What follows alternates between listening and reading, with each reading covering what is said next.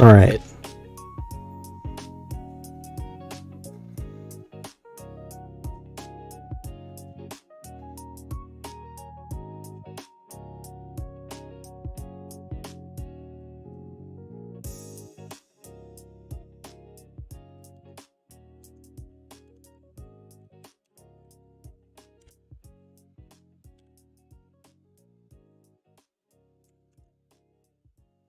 All right, let me finish this one up.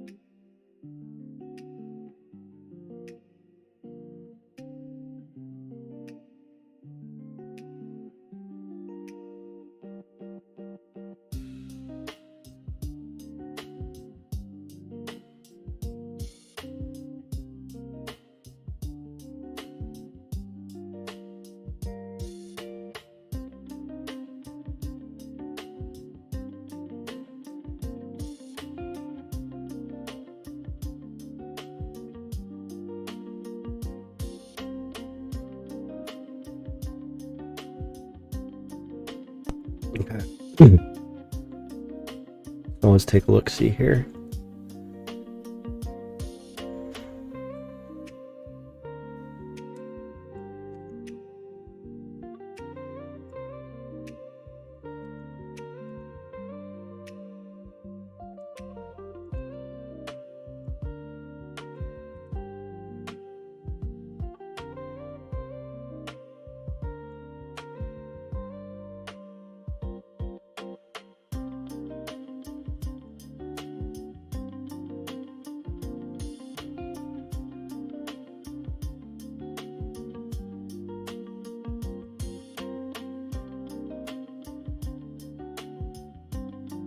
$186.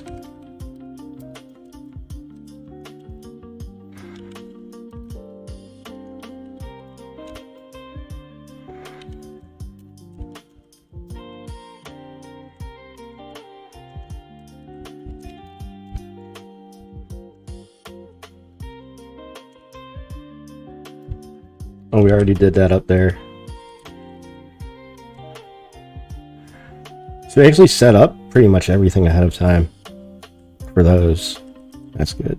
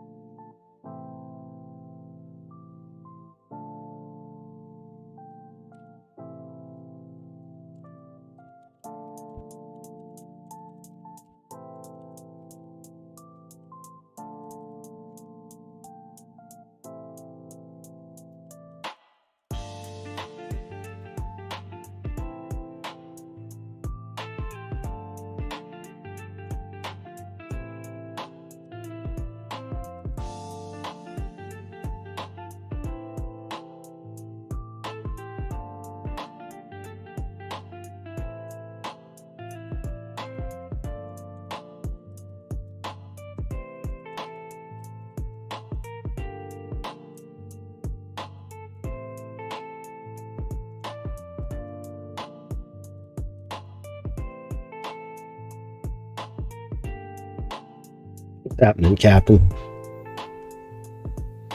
First in line. What's up? Good. How y'all doing?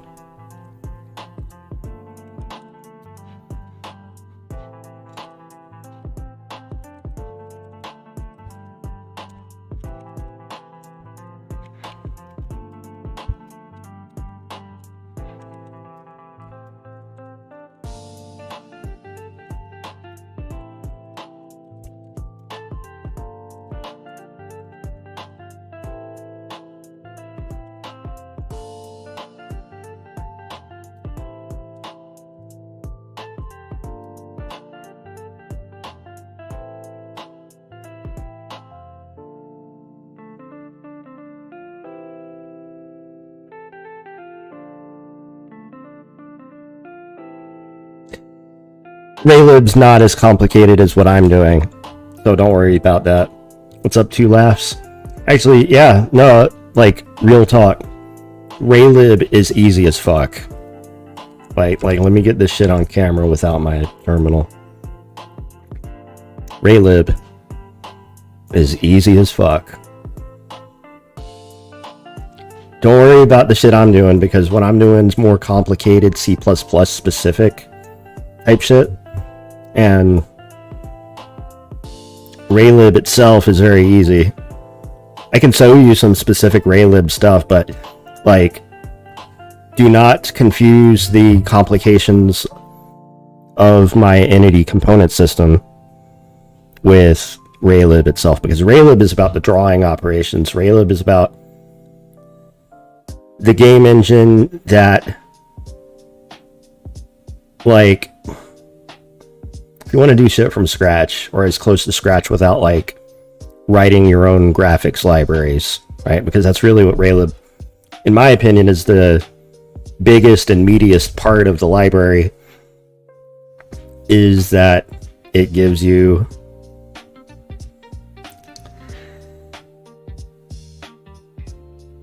graphics drawing capabilities, 2D and 3D. I had to think about that for a second. Sorry. Sometimes the words don't, right away. I'm a lot better thinking in text. Switch between text and vocal. It's like, whoa.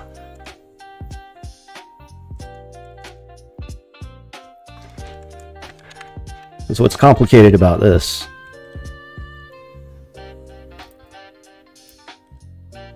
Let's see, we actually got it building, so I can actually show you what I'm doing.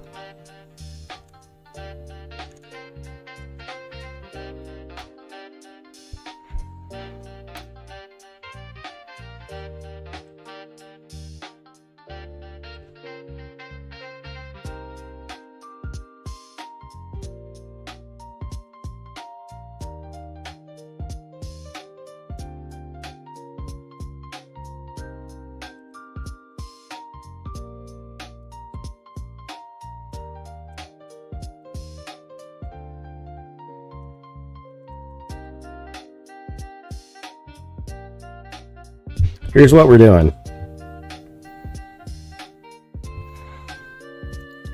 We're making a dungeon crawler. We're making an RPG. We're making a world simulator. We're making our own entity component system. We're doing it all in pure code. And the most external libraries that I'm trying to use are Raylib and the C++ standard template library. And maybe like one or two other major, library dependency type deals, right? But point being that we're doing this without Unity. We're doing this without Godot. We're doing this without GameMaker. We're doing this without Unreal.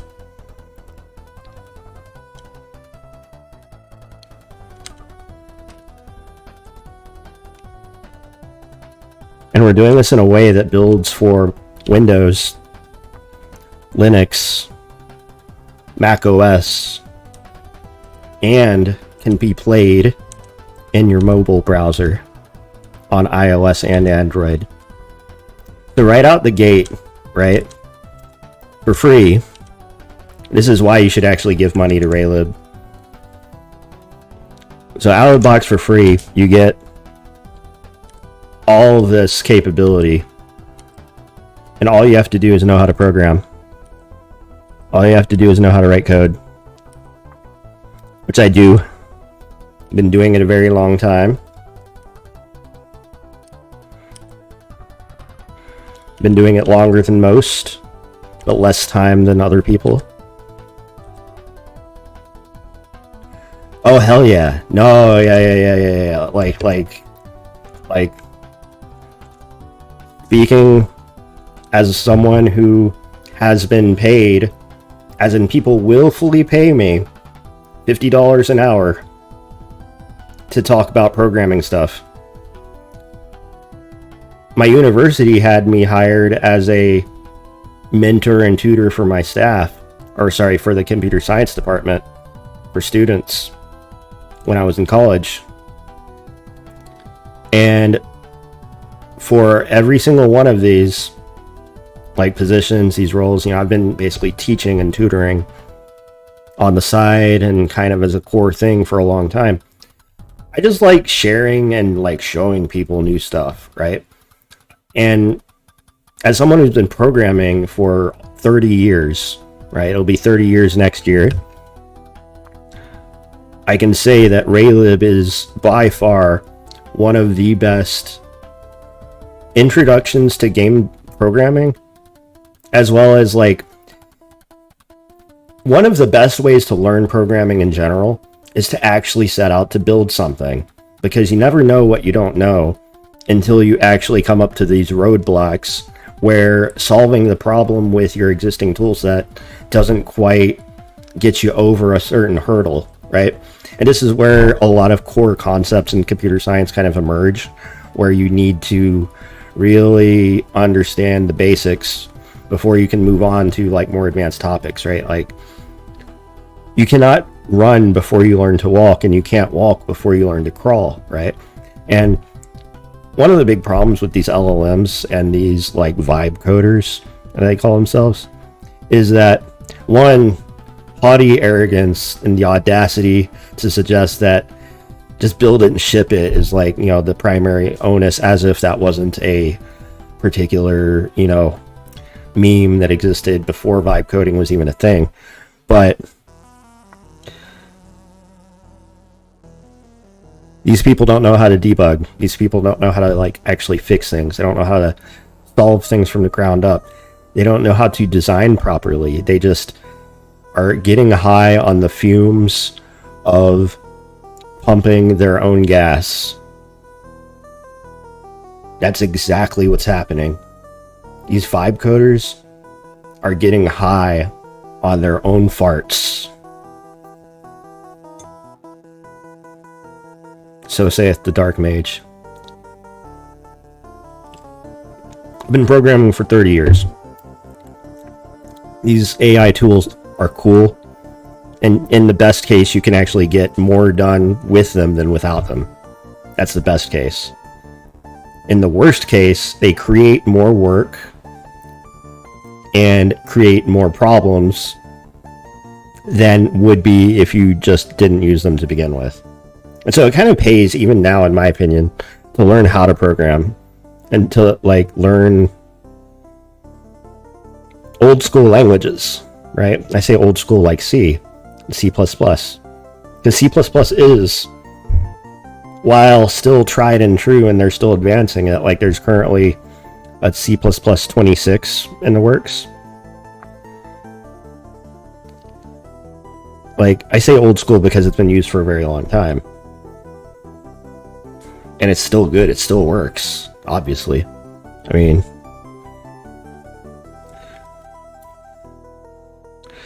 oh, AI should absolutely, you should absolutely use it, but it's more of like, when you say use AI for learning, it's really more about like acquiring and disseminating information, or like sifting through information, as opposed to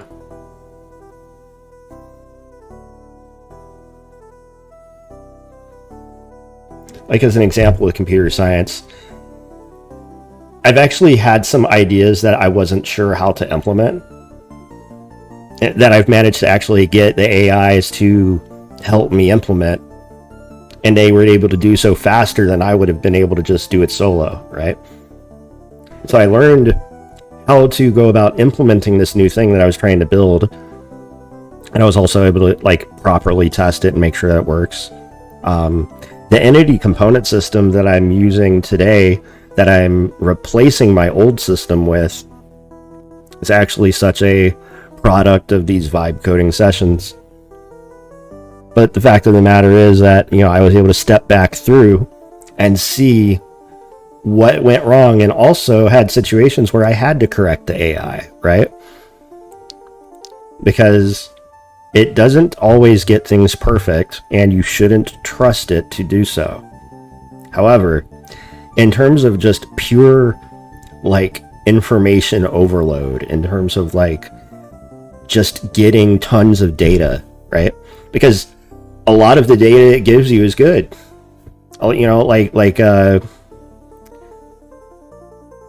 a lot of what the LLMs provide is accurate information. Doesn't mean the whole thing's accurate, but what a lot of people are trying to do, and I think this is kind of like the human collective consciousness, like kind of fuzzing or stress testing the systems, because obviously there is this collective human fear that, oh no, AI might destroy us all or whatever. But it's like, okay, well, let's put it through its paces. Let's see what it's capable of doing. Let's find all of the edge cases where it fails and laugh at it and mock it for, you know, how fucking shitty and suck this technology actually is. Because there is definitely this fear also that we're in a quote bubble, and that a lot of the inflated promises of companies to deliver just by dumping money into artificial intelligence, that's going to implode on itself at some point. You know, it's going to, all the structures that like are built on lies and we're just kind of like running out there just to make money are going to all collapse. Because the point isn't to just make money, right? Like, we actually need to be providing some value to the world in order to make money, right? Because there's a lot of grifters out there who just simply want to hijack your time and information. And while I certainly have like an incentive to do so, the other part of it is like, I actually want to improve things. I want to like see technology be used for like constructive purposes, in order to like make things harder to break, not easier. By running out there and like these people, these grifters making these companies, they're introducing more problems into the world than they're actually attempting to solve. And so like, just like with AI and LLMs, I think business itself is also kind of similar, right? And really the human condition. You know, you don't want to be a person that runs out there and like creates a ton of problems for other people. But at the same time, you don't want to move so slow that you're not like advancing anything, right? Like, if you're going to be a problem creator, it's like, try to create one problem at a time and wait for it to get solved before you like create the next problem, right? You don't want the system to get overloaded. But yeah, AI should absolutely be used for learning, but take that with a grain of salt. Also, is my microphone too loud? It looks like I'm redlining just by like being quiet or whatever. I might have my gain. Okay. Let's try that. Okay.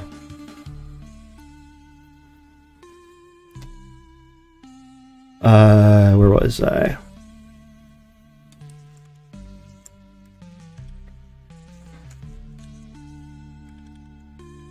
Oh yeah, we actually just finished location.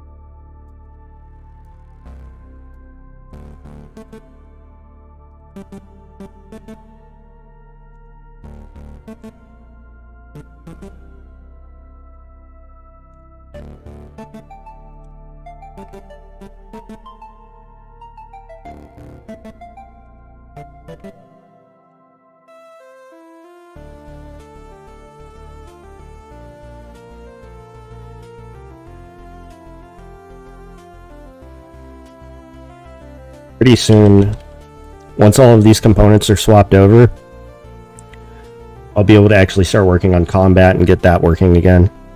This game was actually a lot further ahead until I did the C++ swap over, but the end goal with the swap over is that I'm going to end up having to write less code, and it's going to be a lot more clean and easy to manage as I build out new features and as the game grows. While I attempted to do it in C to like kind of not only conform with the design decision of Raylib itself being in C, but the big other thing was, you know, it's just kind of like a flex to be able to do stuff entirely in C. But the fact is that there's certain data structures that were not offered in C without you having to manually implement them yourself.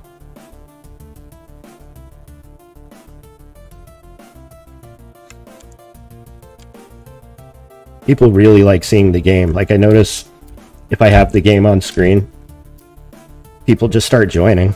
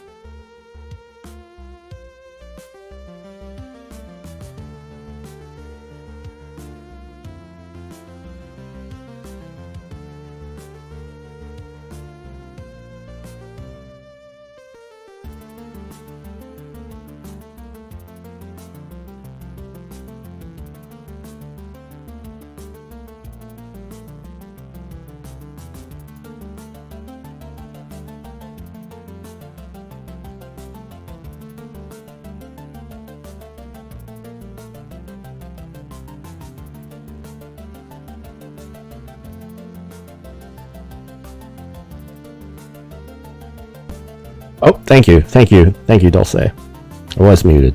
My bad. When I'm coughing, I try not to cough directly into the mic, but sometimes I forget to unmute, so... Good thing I have people like you around to notice when my mouth is moving and I'm not saying anything or appearing not to say anything.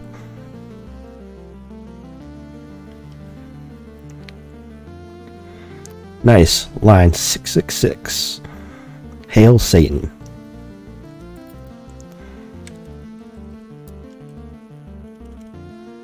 You know what I say? Praise Jesus. Hail Satan. And only the confused will go, what? How can you... Huh? Am I still muted? Testing. Testing. I shouldn't be muted.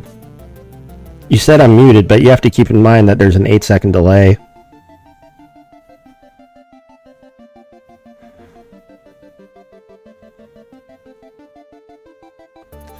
I shouldn't be muted now.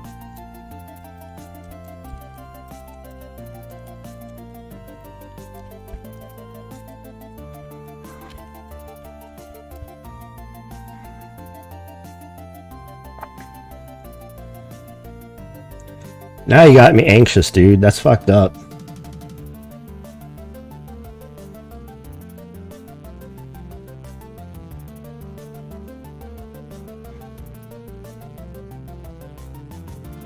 Like I'm in the middle of doing some stuff, you're trying to tell me I'm muted.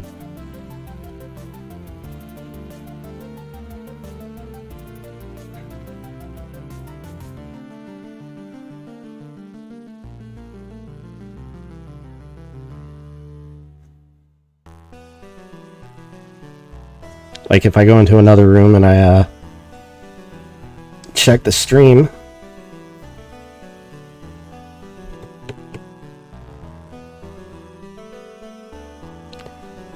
I mean, yeah, 2 laughs was able to hear me earlier, so you should hear me now. If you can hear me, can you hear me now? Okay, yeah. I need to really start like clicking the live button. I forget what the button actually is, or like it's like real-time chat button, or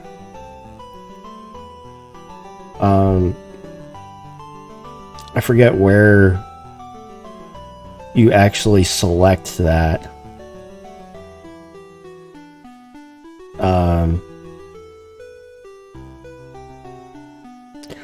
Live chat, live reactions, slow mode, redirect trailer.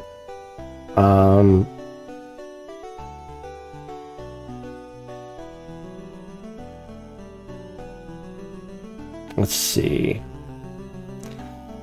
I don't know how you actually set that value when you go live. Oh well, I'll figure it out some other time. You got me fucked up, dude. What was I even talking about? I'm trying to get some steam here.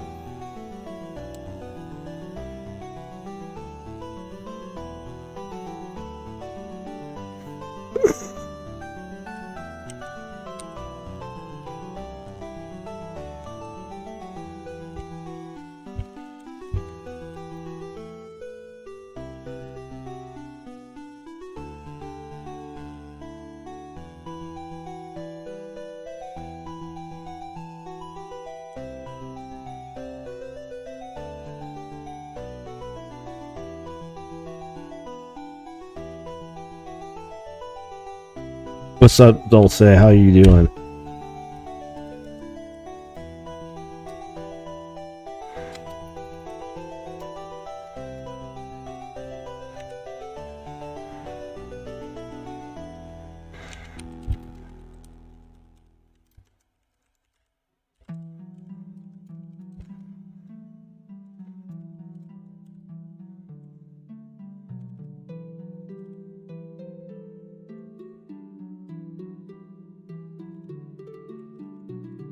Alright, back to it. Step 2, we are finding all of the errors that have resulted from the changeover in game state. For the individual component that I am updating, which is sprite move. Sprite move is a rectangle that describes where in a transition between tiles a particular sprite happens to be. So when you mark a sprite or an entity to move into another tile, the logical move occurs first before the animation, right? And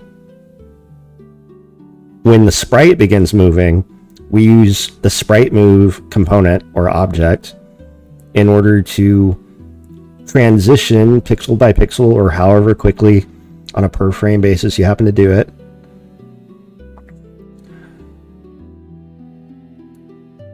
the translation of the sprite from one tile to another. And this is necessary in order to perform what I describe as a smooth move. Like smooth move X-lax. Ew, X-lax? Gross.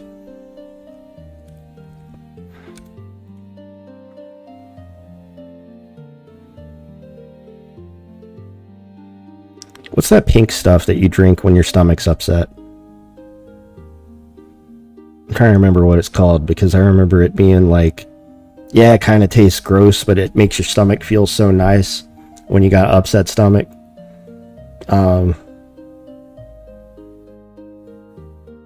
Tums. Liquid Tums. I think that was it anyway.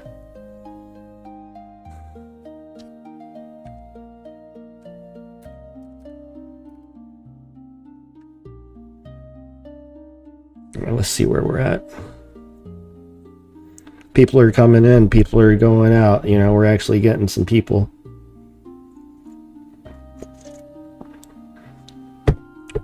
Alright, so try entity move.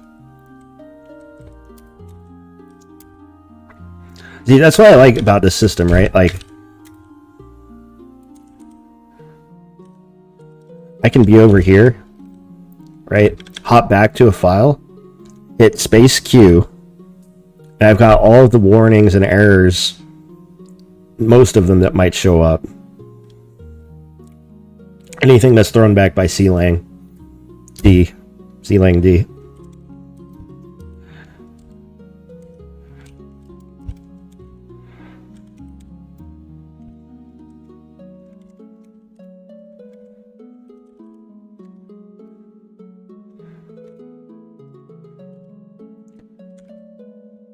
So this is kind of the new format for like setting a value in the component table.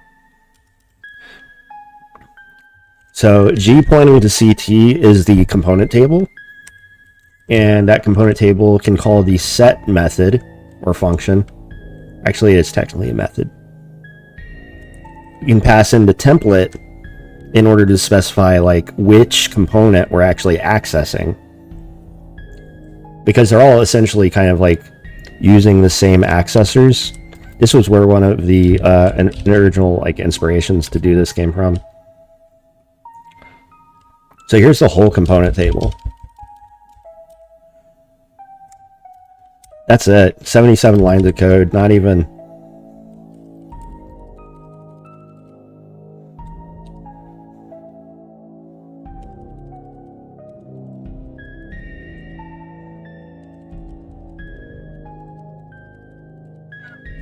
I do want to implement a a syntactic sugar for the component table, because it would be nice to do an access like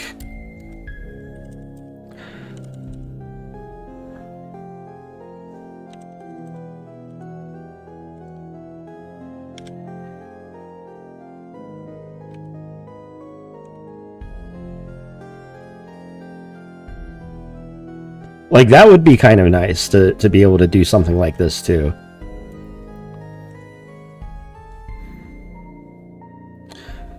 So maybe we'll look at operator overload syntax for a situation like this.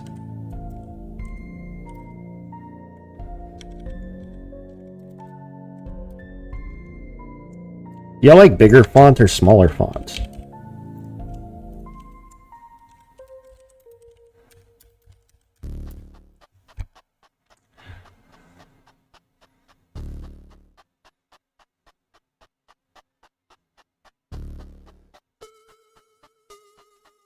Alright, so in liblogic, back to liblogic. We did sprite move already, and then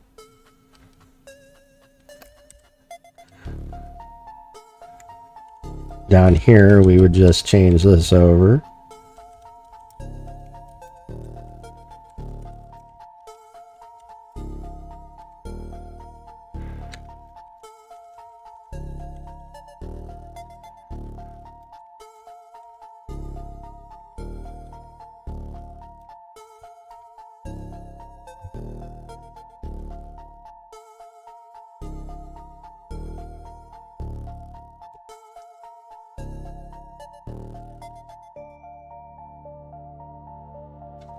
And it looks like we finished that one.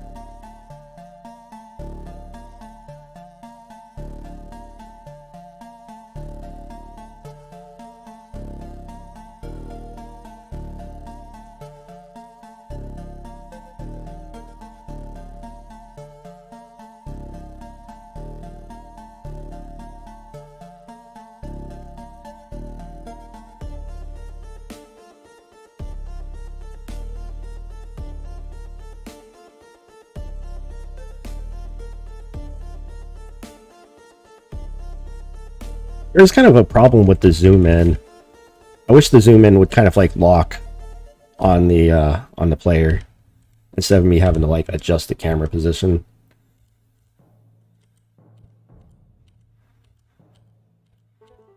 In a little bit, I'll probably put some beans on the stove and get some food rolling here. But with that change, that's one more component that we have migrated over.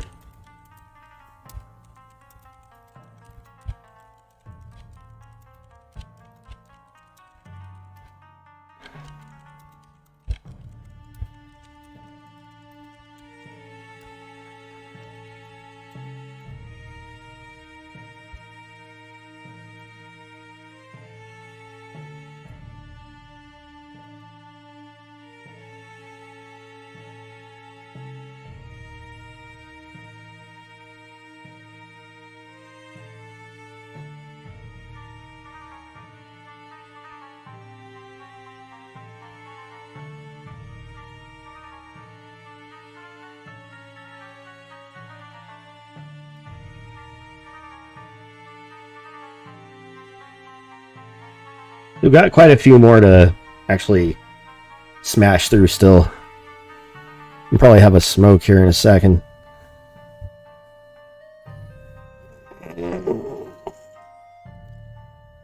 Let's do direction.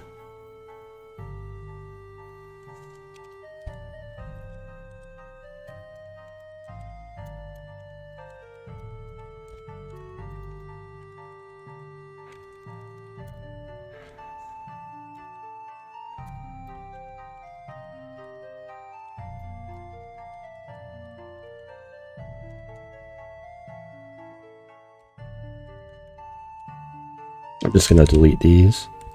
I'm not going to even bother commenting.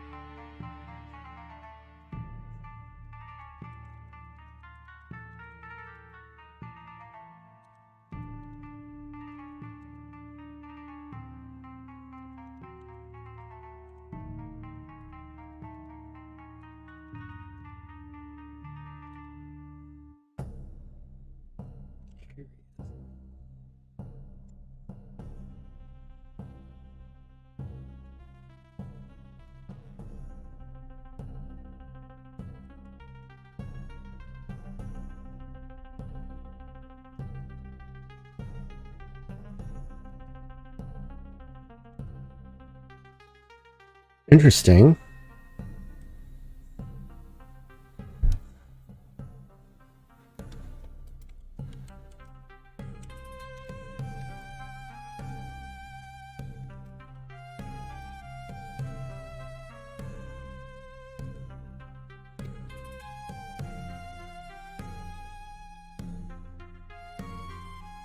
Oh, this needs to be direction T.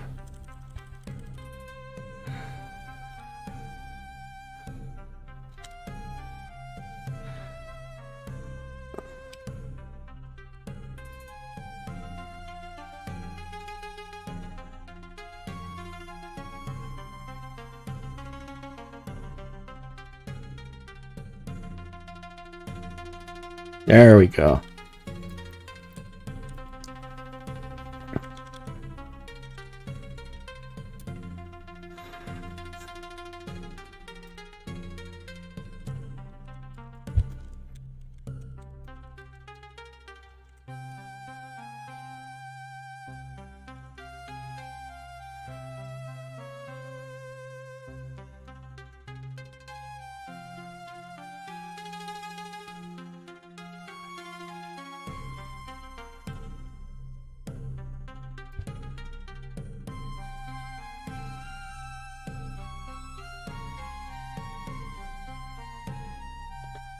Entity move.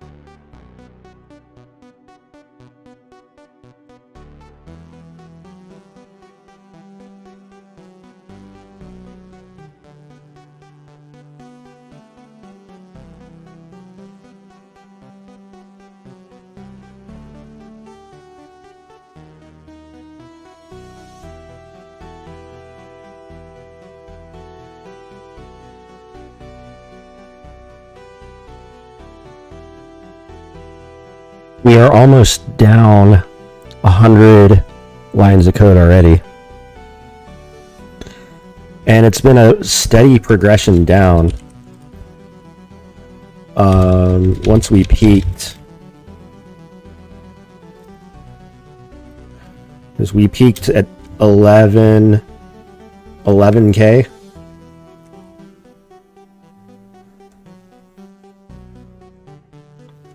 We peaked at 11,000.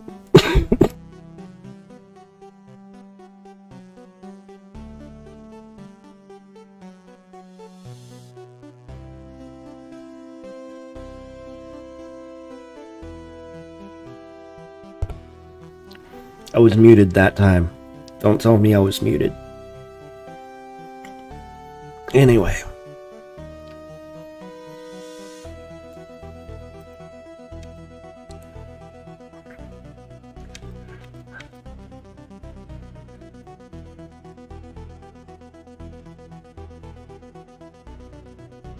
No, we had 12,000 at one point. But ever since implementing the new component system, it's been a steady downward, you know, like we hit a max, and now we are finding the real LOC with the proper implementation of this new component system.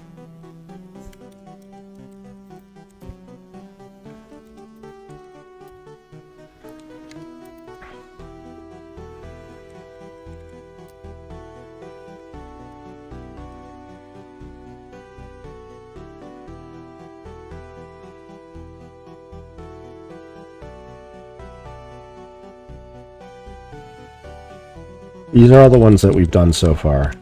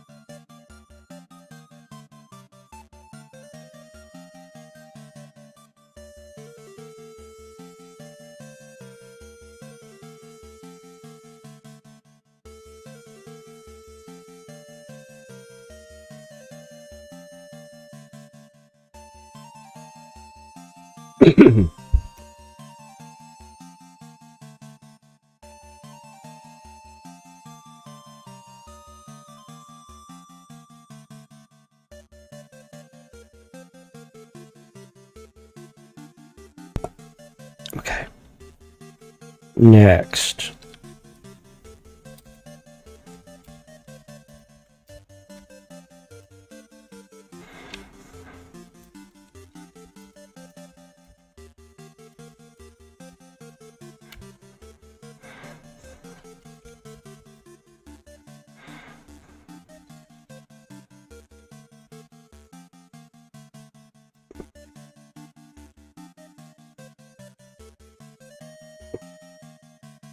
Dead list.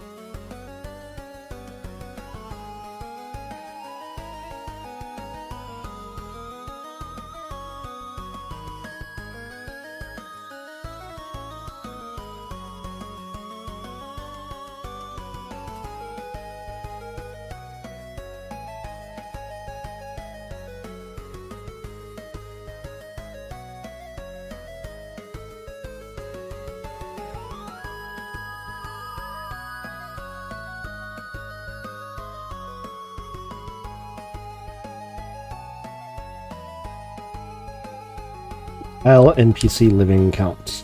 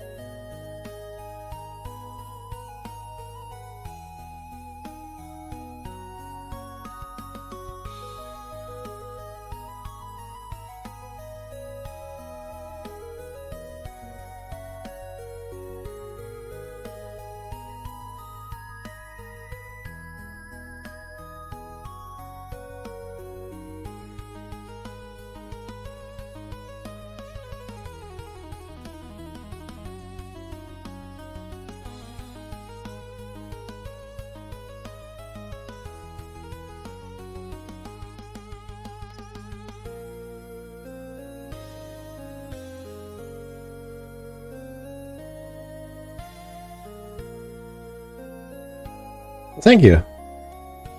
Appreciate that.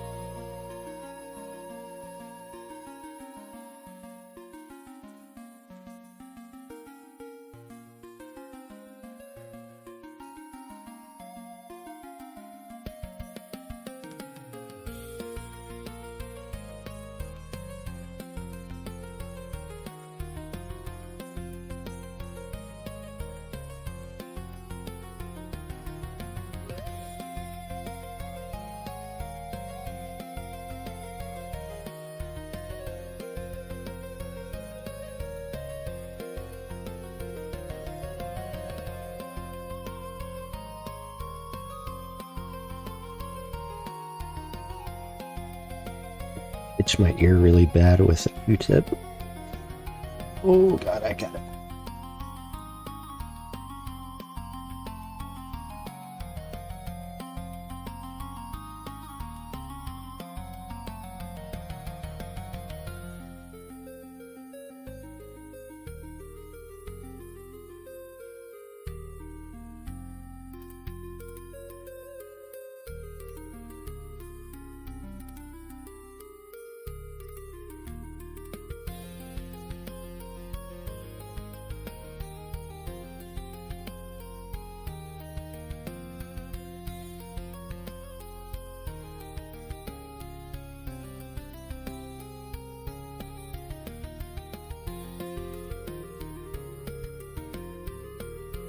Okay, I'm back. Ugh. Oh, and as soon as I step off screen for 2 seconds, everyone disappears. Damn. Fucking no chill.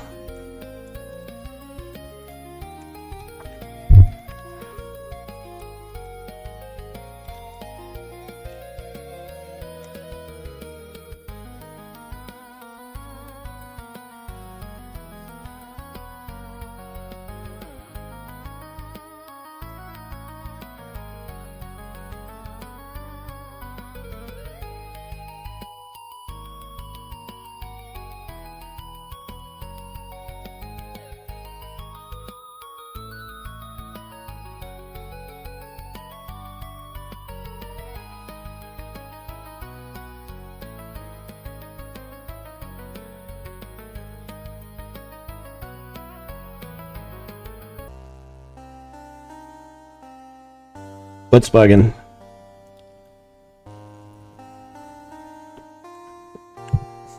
I mean, it's like, yeah, the graph is like all over the place.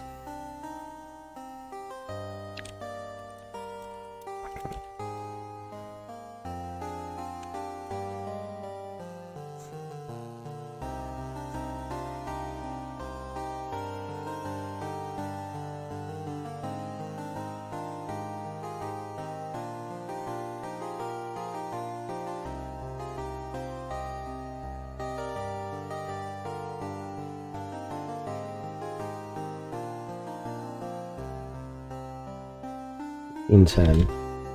See, this is one of the cases where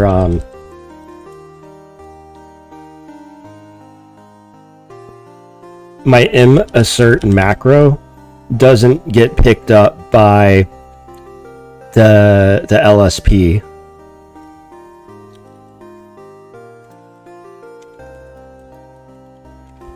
And I wonder if there's a command that I can use to like make ceiling D properly see that stuff.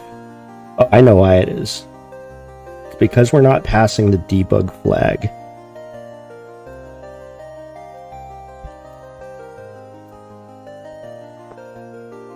I mean, we're passing it here, but stealing the command.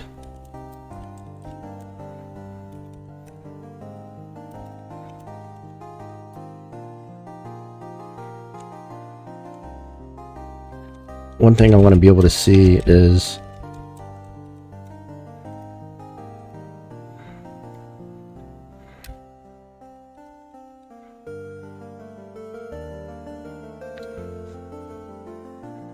yeah.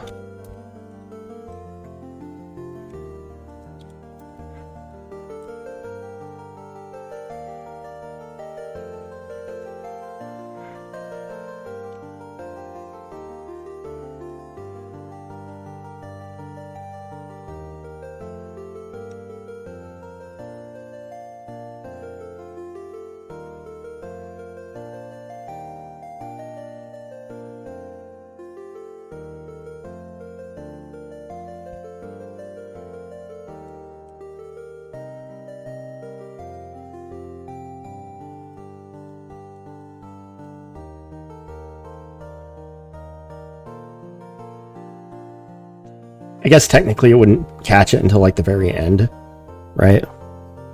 Or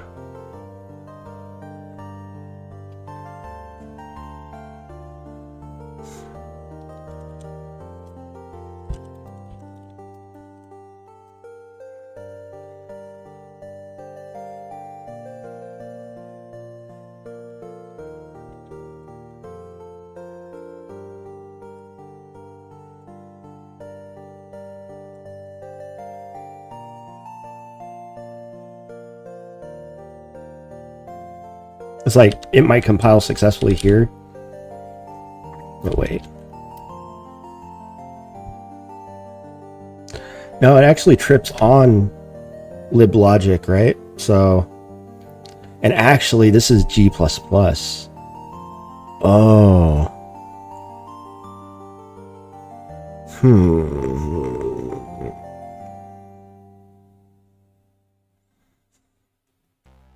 So it's really ceiling.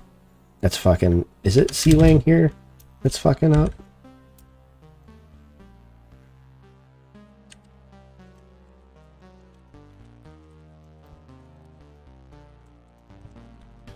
Let's try clang.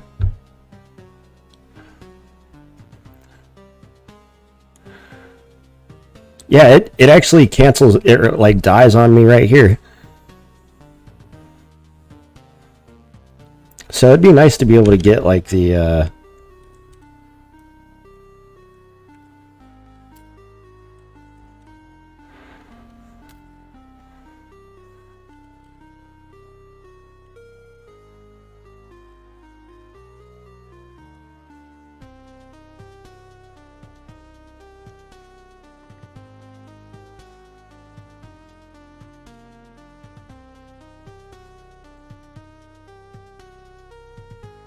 it would be nice to actually get the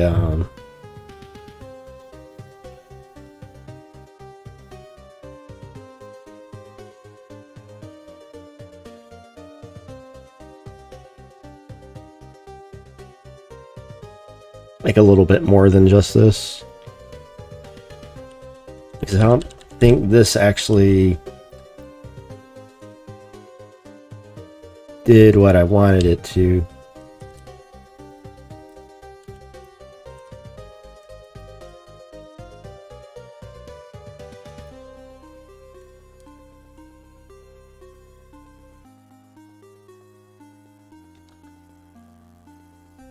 This is actually something that I want to fix.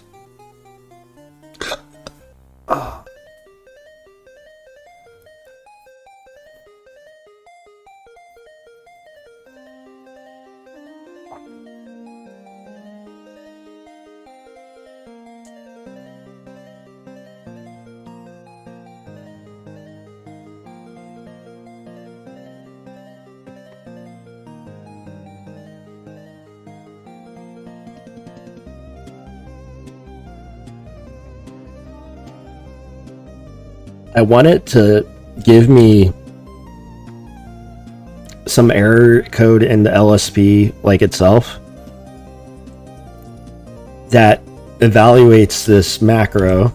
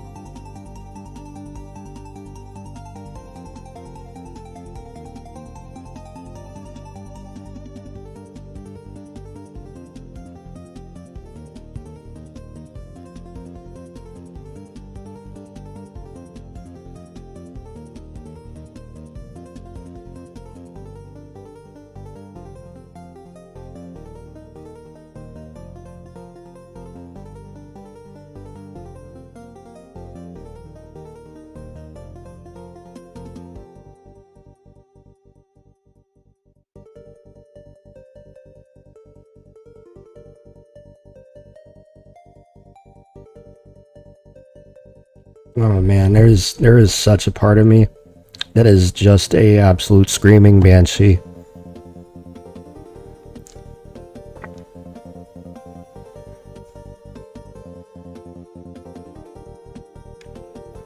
I miss my grandma. She and Mom really deserve a proper shrine. And honestly, Grandma deserves a funeral. She never got that. She hasn't gotten it yet.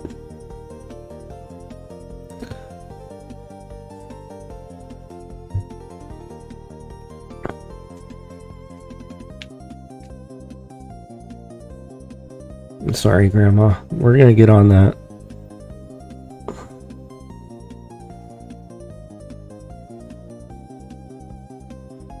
It's gonna be hard to get over things until you've actually gone through the steps to get over them.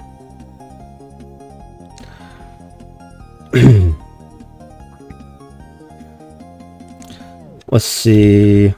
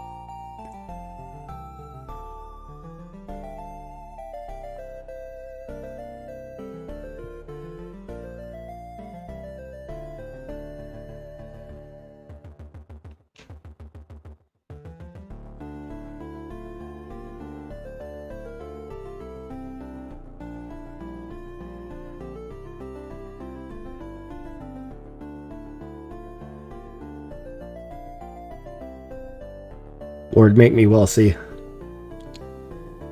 so that when I am in old age, I do not have to rely upon loved ones in order to care for me. And I'll be able to pay people to do that. People who will be trained and skilled to do that. I can't trust these fucking graphs, dude. Like, looking at the fucking YouTube shit while I'm streaming is just like creating a lot of anxiety.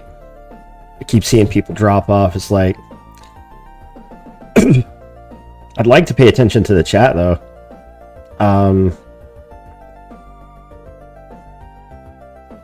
Maybe I should pull up the restream.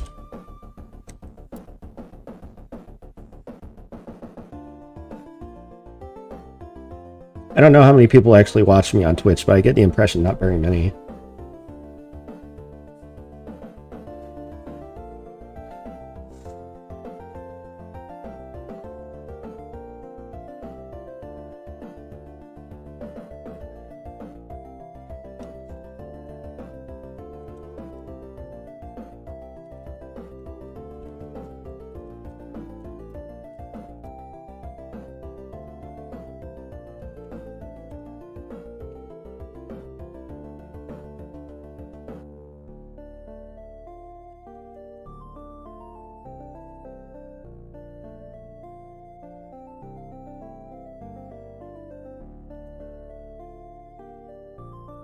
Word.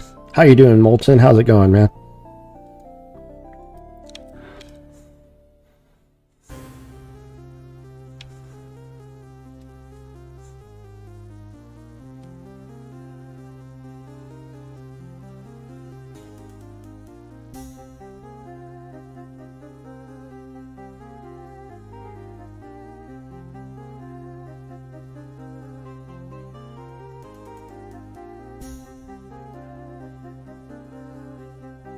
Well, thank you.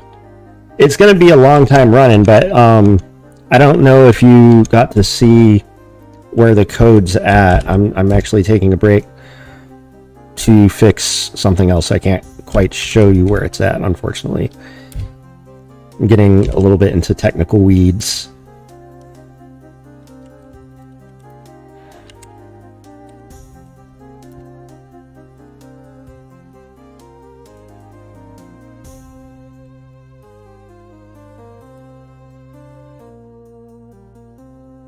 I'm going to try and do some vibe coding to like fix a or make something a little bit better.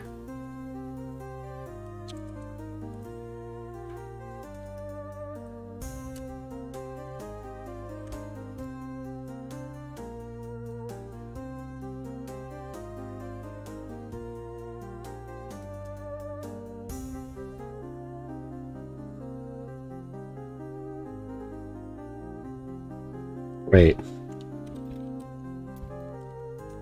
There we go.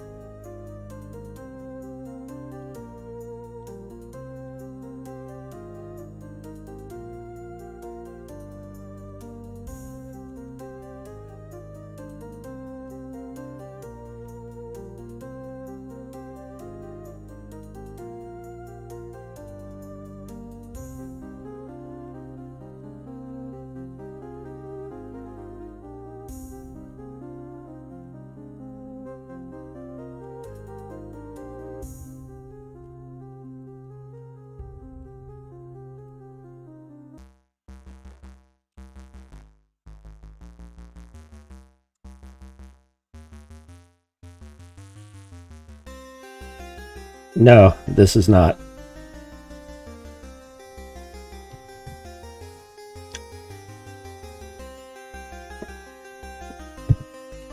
Did someone direct you to it saying that?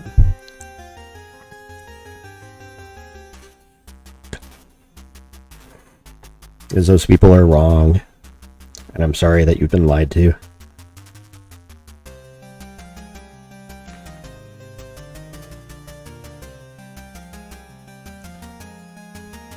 Let's see here.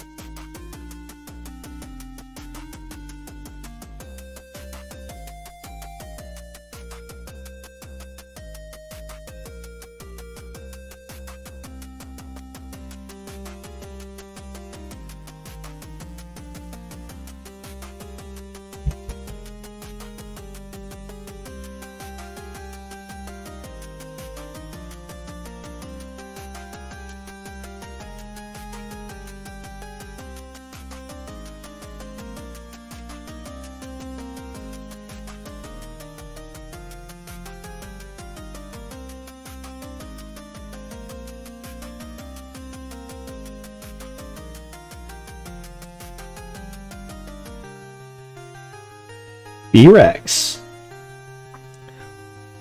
Well, I was originally told that B-Rex wasn't around. I'm glad to hear that guy's doing okay.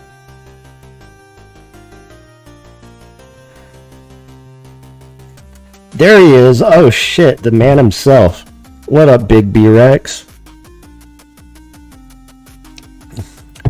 As if I hadn't been prompting.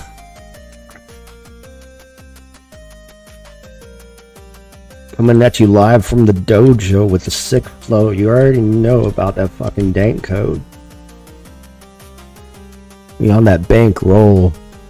Time for y'all to pay the toll. Better hit that subscribe because I'm a fucking spit a diatribe.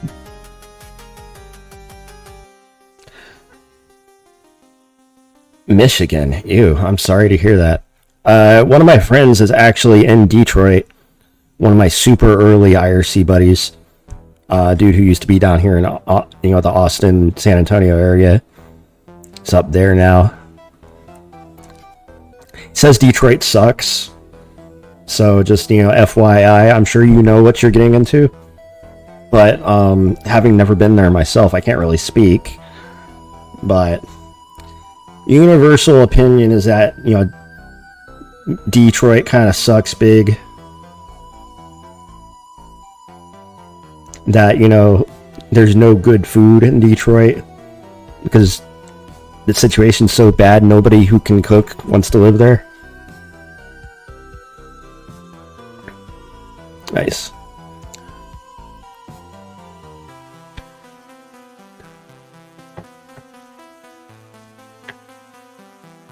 Only a few months, that's good.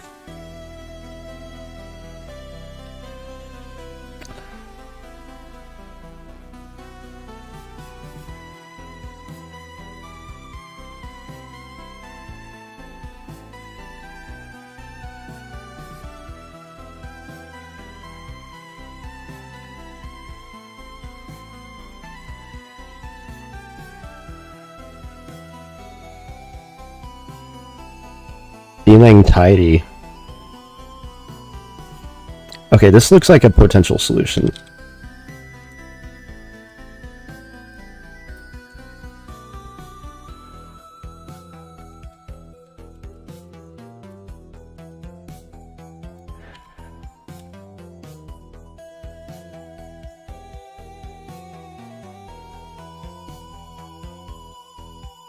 Lafayette is the food capital of the world? That's crazy.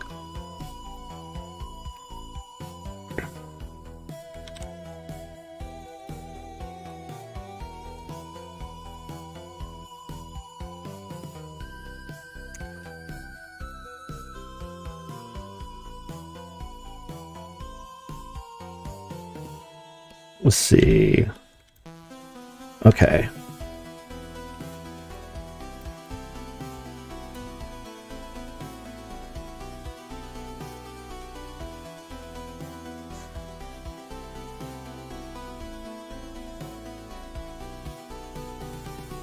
The gas stations in Lafayette clear the entire state of Michigan.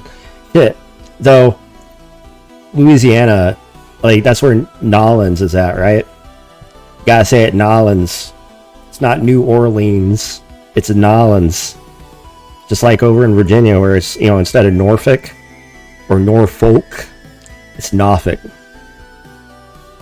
No, Avanti could suck it. We don't need anything that beefy.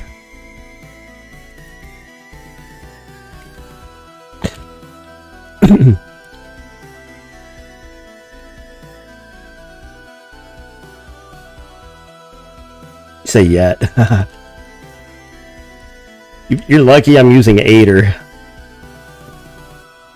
Aider and Copilot's all I need, and I've gotten pretty good with being selective with both. Oh, for real? Is Lafayette better than New Orleans? The only reason I think about it is I want to get Boudin and Cracklins. That's all I want. I just want some Boudin and Cracklins. That's so much to ask. Could I get some of that good Louisiana cooking? Fake Creole food. Because, dog, I get down with some gumbo. I get down with some shrimp. You know, Louisiana seafood, you know, kind of, yeah, like, I get down with some of that. I just want some Boudin and Cracklins, though. Wait.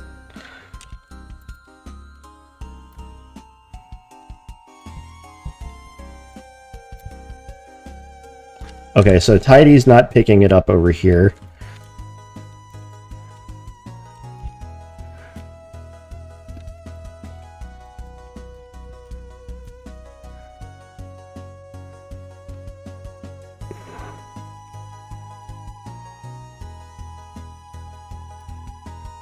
Okay.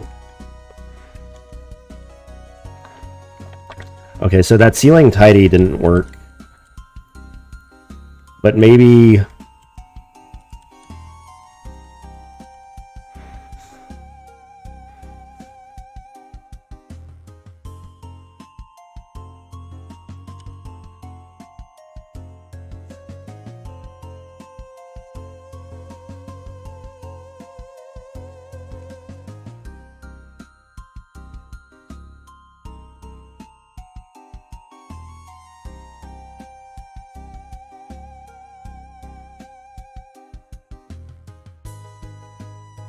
Right on. He's gonna hit up his chatterbait people. The problem is people who own restaurant portfolios moved into New Orleans. They aren't getting genuine food anymore. You're getting a type of brand. Yeah, I hear that, dude. Man, like the commodification of like regional, you know, cultural cooking. It's like over in Virginia, like before I moved here to Texas as a teenager, all I knew about Mexican was Taco Bell and Chi-Chi's.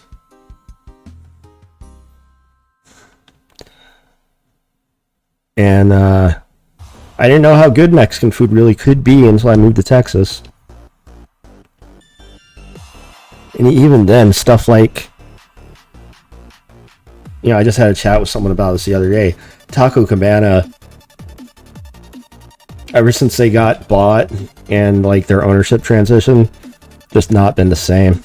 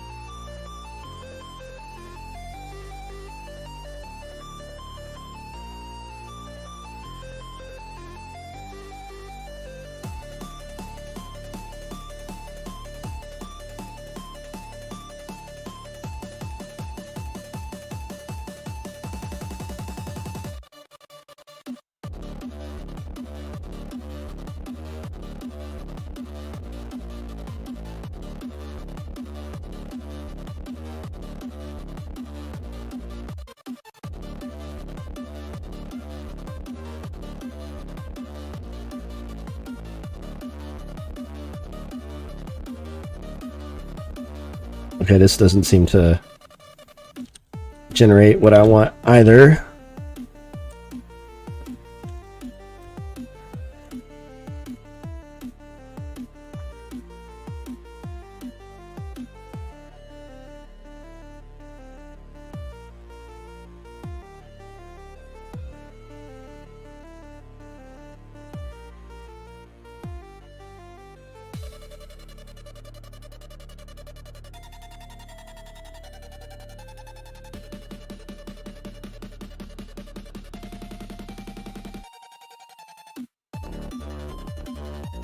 I need to look up like C-Lang D stuff.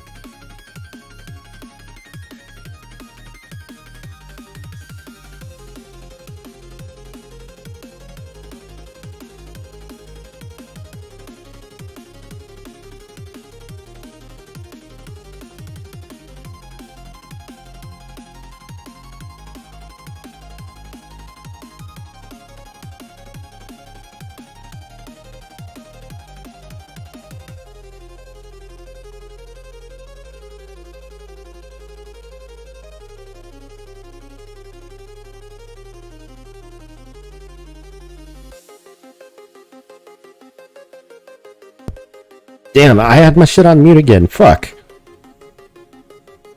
Thank you.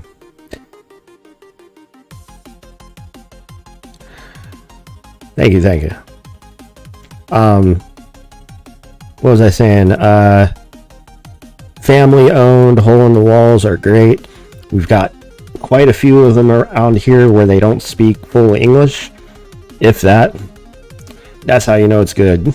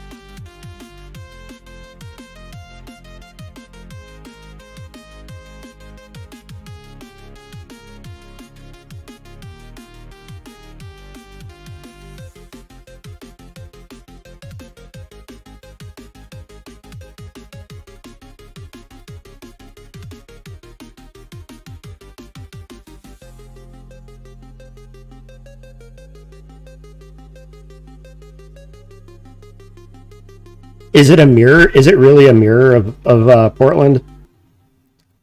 I've heard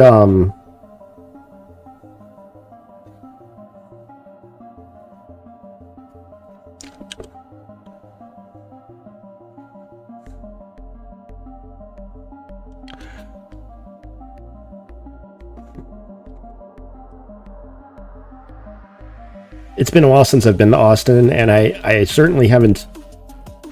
It's the kind of place like people in San Antonio who have money might go up to like, you know, enjoy the weekend and check out all the cool shops and stuff.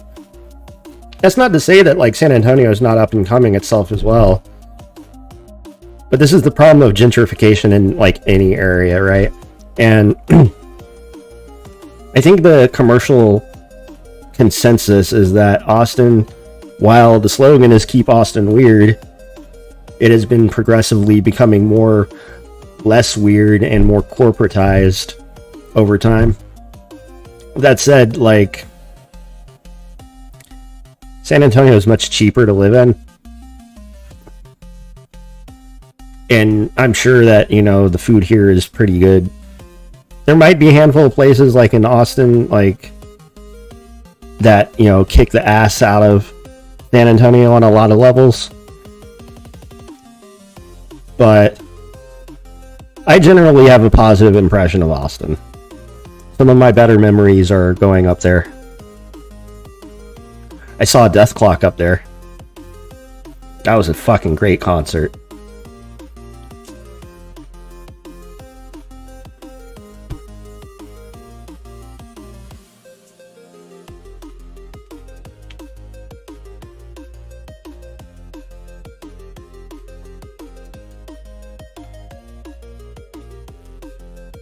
Yeah, I was aware that a lot of Austin people were like organ transplants. That there's kind of like a portal between here and there.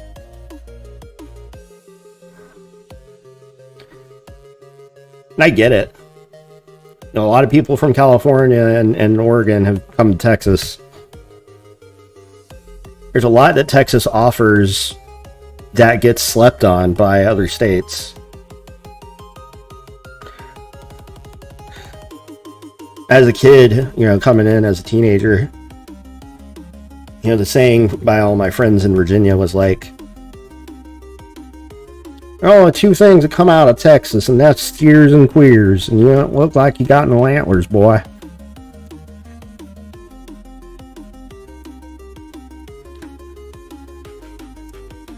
And when I first crossed the border to Texas with my father when I was 16, we were driving into the state. First thing I saw was like a truck cut us off. I said, "Well, ain't you gonna honk your horn at him?" He said, "No." I said, "Why?" Because it was probably some good old boys. Because that was a good old boy. Say a good old boy is he's strapped. Well, I was strapped. It means he's got a gun and it's probably loaded. I'm like, what? Really? It's like, oh yeah, shit. Yeah, that's welcome to Texas.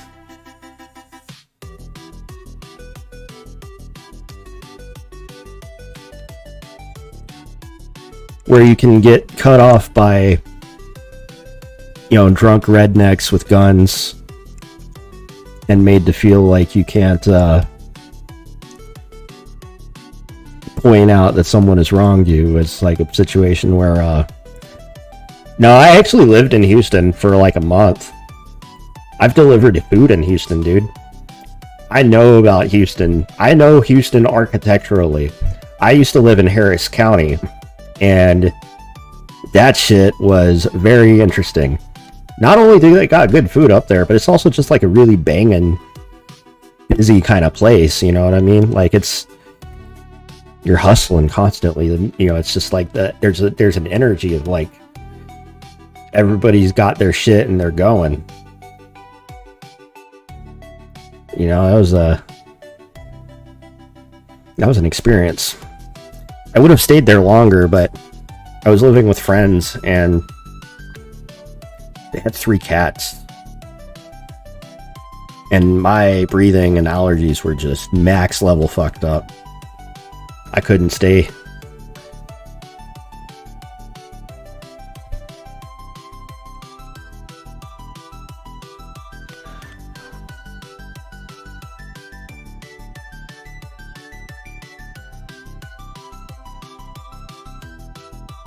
Oh, is this probably what the happening is?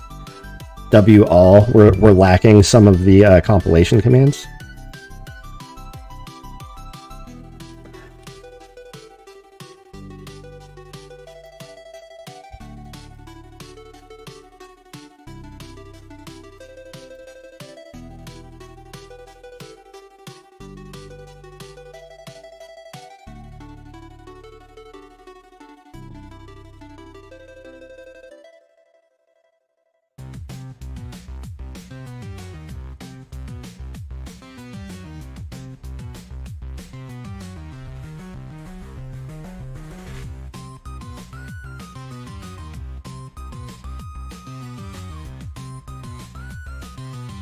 Yeah, Houston traffic is just, it's like, yeah, like driving wise it kind of sucked. Like when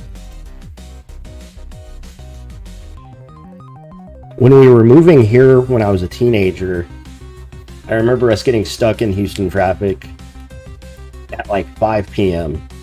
It was just a dead crawl. But you know how we got around it? Carpool lane.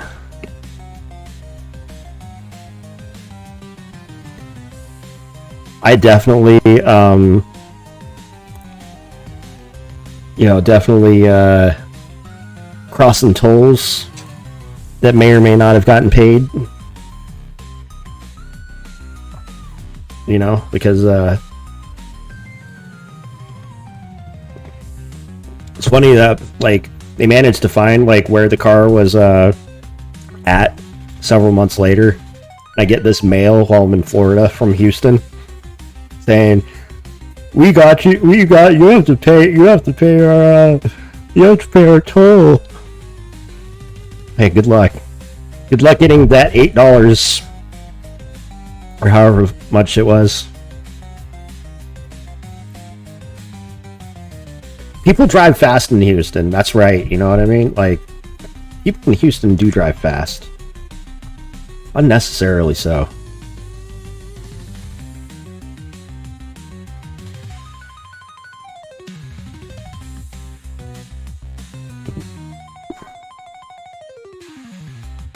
People don't need to drive so fast. Can we all agree to that? People ain't gotta drive so fast. It don't matter where you live. You gotta get to where you're going. You know, and whatever you're going to, if it was that important, maybe you should have left earlier. And if you're gonna be late, then, you know, there should be some understanding that's like, hey, let you know that I'm going to be late, I'm on the way, all that stuff. Isn't there a thing with like Houston trap music too? Like, I've always understood that there's this kind of like beef between Houston and Atlanta about like the origin of trap music. There's like there's like Houston trap and then there's like Atlanta trap, right? I can see that. I can see like New Orleans becoming divided, and like for all the people that were there before and then moved over to the west and the east, everyone that's left is like the hardliners. That's why Suicide Boys came out of New Orleans. It's like Louisiana redneck is another kind of redneck. Because there's Floridian redneck, and then there's Georgian redneck, and then there's Texan redneck. But Louisiana,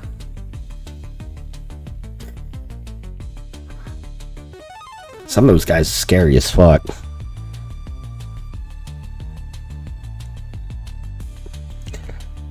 There's a really interesting diner that I ate at that was kind of a, I guess, a world famous diner or something like that, where they had this giant paper mache type tiger in the front.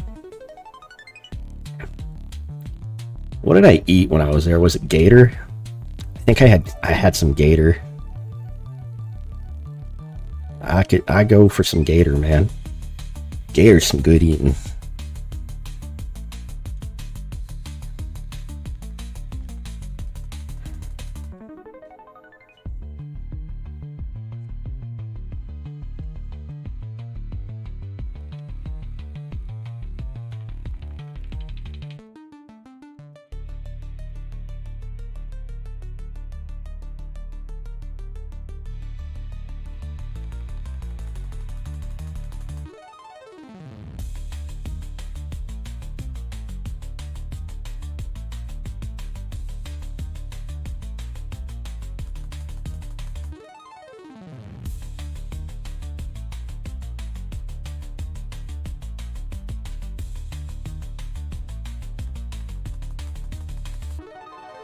Yeah, this is far more work than I was looking to do right now, so I'm gonna save this for later. It's gotten me very sidetracked.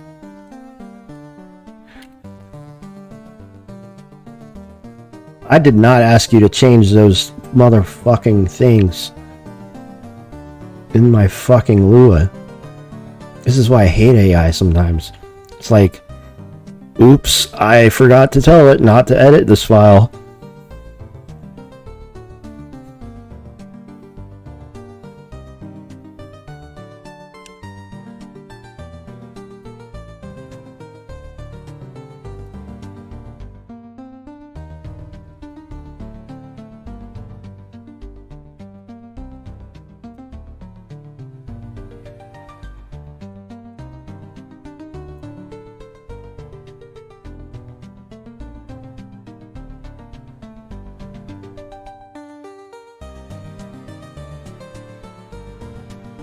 We got rid of that shit. I don't need that anymore.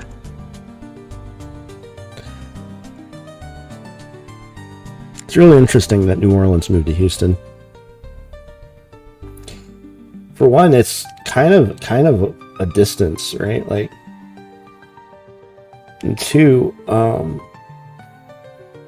I guess technically Houston is the biggest city on the east side of Texas. Because you already gotta drive like 2 or 3 hours from the border just to get to Houston if you're coming from the East Coast.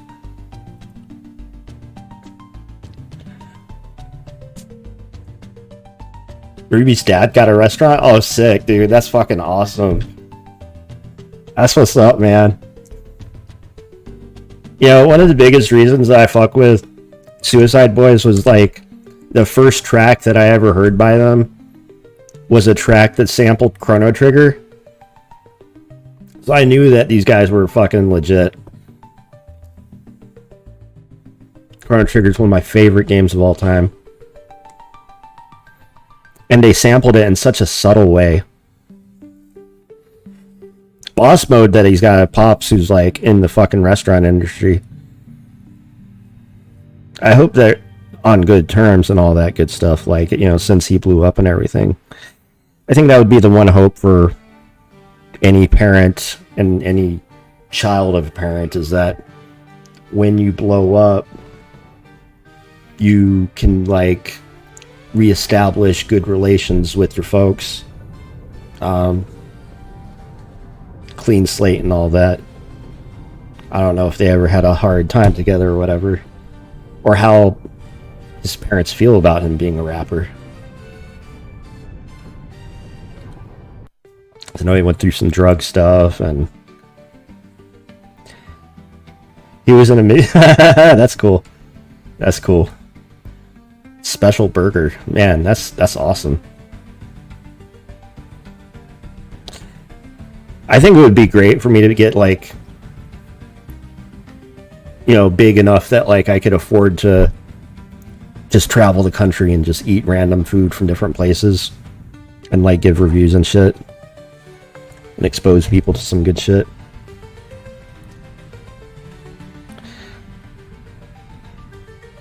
My diet has been totally shit though, and it might be a little bit of work for me to get back on board. Well, I mean, that's the whole point. It's like a lot of rap, even before them, of course, right? Like take Rick Ross, you know, who famously jacked his name from an actual Rick Ross, and who himself was a former prison guard. So if you're going to talk about portrayal, talk about fake, you know, talk about like rap being all about like imagery and all about cultivating a image that one wants to present as being a thing, because for wherever you are and like whatever direction you're heading, there's always like this like idealized version of yourself. And I think, you know, the whole aim and goal of rap is to craft out a representation of that ideal in terms of like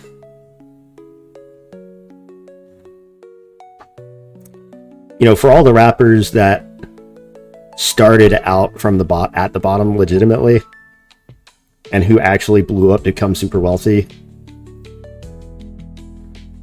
there was that intent going in, right? Like, I spit hard at the game because you know in my name. You think we're the same, but you don't know my name. You come at me sideways, I'm gonna aim at your brain.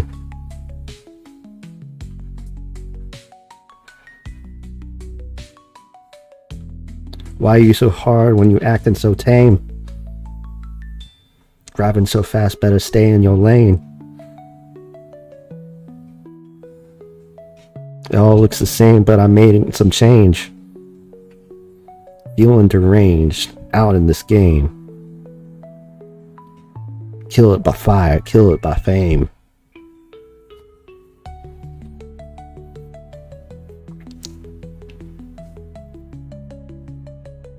Dead every day, living life's lane. Shout out to mom, she did cocaine.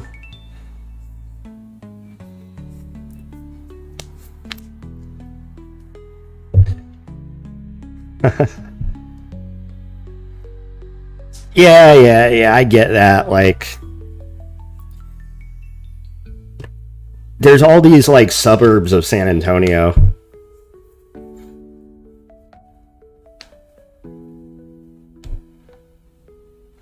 That's sick.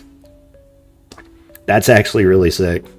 Be able to like own some political figures, former living place. That's actually really cool. I didn't know that.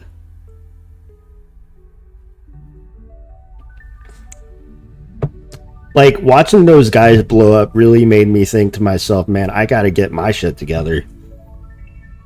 Start hustling.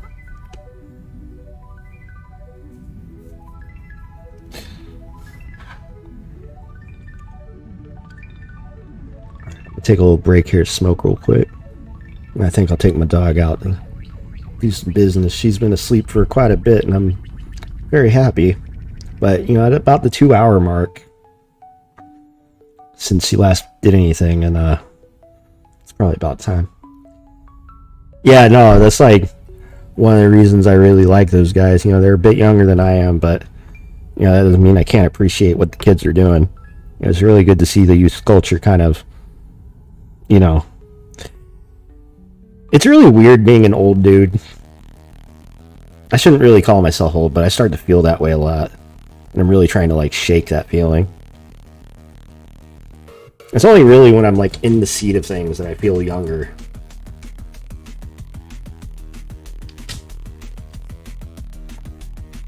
One of the reasons I examine what's going on, I ain't that old. Y'all are older than, B-Rex older than me, I'm pretty sure. Maybe not by much, but I'm very thankful I've got friends who are a stone's throw ahead of me in age. Like, motherfucker, you say I ain't that old yet? I'm gonna be 40 next year. 40. I appreciate you saying that's not old, but that shit was old when my dad was 40. Now I'm 40. I remember when my dad was 40. Yeah, so motherfucker, you 10 years younger than me, kid. Just about. Well, that's elderly. There's old and then there's elderly. It's the difference between being fat and obese. Okay? Like, obese implies fat, but fat does not imply obese. Elderly implies old, but old does not imply elderly. Like, at 65, you qualify for, like, Social Security retirement.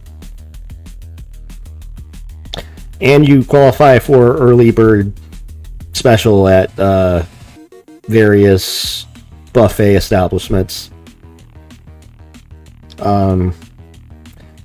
At 65, you qualify for senior discount. At 65, you're a senior. That's different. So for you, being old equals being senior. So that's a very critical distinction here. But that said, though, like, it's all in the mind anyway. Like, you know, I've seen photos of dude who are like ripped, shredded, and like got fucking crazy muscle and look like that they are in really good shape for their age. And that's the kind of old dude I hope to be. It's like, even if I'm old, I'm not old. That makes sense.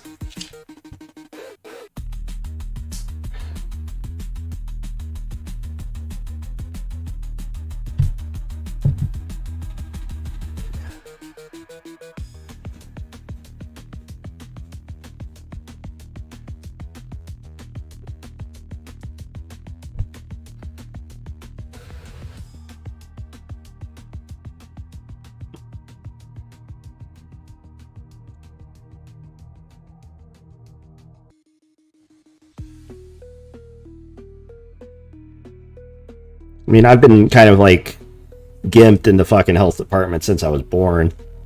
So, you know, everything I'm doing is always, you know, as if it weren't already an uphill battle. I have a bunch of extra shit that a lot of people don't have to deal with. Talk about health, and I'm about to literally step out and smoke. No doctor's going to tell you to smoke, that's for sure. But doctors might give you a recommendation for medical marijuana.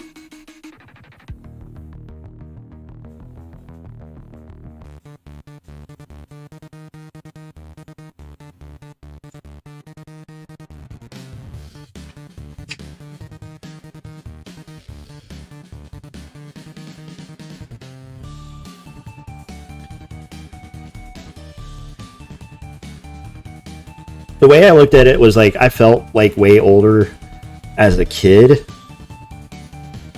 as a teenager, than I did in my early 20s. And then, where was my peak? Where did I feel peak youth?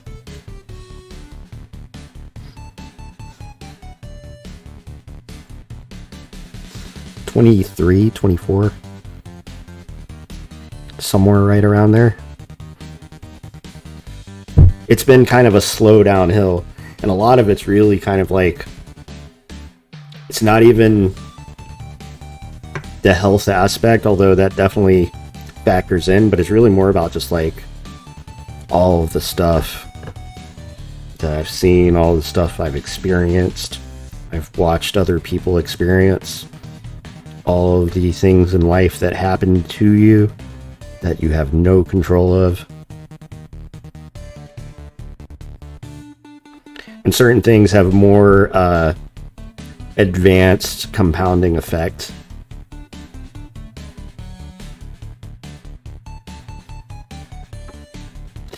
Calm the fuck down. You say you're shorter than 6 feet. Who fucking cares? I'm 5'1". Go fuck yourself. No offense, but I really can't stand when people who are taller than me bitch and complain about their fucking height. You know, you should be grateful that you're not as short as I am. You know, if you're above 5'5", you should be thanking God that you got a few inches on top of me. Fuck your ass up. I feel like a child in comparison to most people, motherfucker. Yeah, same. I've met 13-year-olds as well who are 6.5 feet fucking tall. That shit's wild, right? I had back surgery when I was 11, where they put titanium rods on my spine because I have scoliosis and my back is constantly twisting and turning in this direction. And this sucks. The doctors thought that I was going to be dead by age 18. So I was supposed to have died 21 years ago. I'm, on one hand, thankful that I'm still here, I guess. But at the same time, it's like, well, damn, for all the shit I've been through, for all the shit that I've had to deal with my own body, with life, with society in general,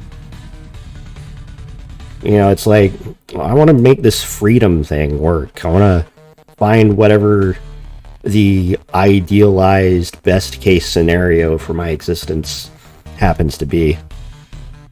You know, a lot of my decision making, a lot of my day-to-day living, a lot of the way that I move around in the world is an attempt to optimize for these variables.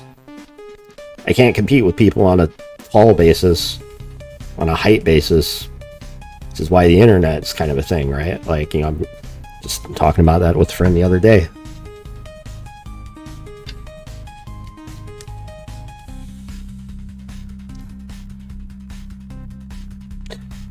Most of my friends when I was a teenager, in fact, were all 6 foot plus. Almost all of them. And they used to tease me for being short. You know, I couldn't really respond in any other way other than getting mad at them. It's like, what the hell am I supposed to, like, say in response to being called short? Shorty. Short bitch. All that kind of stuff.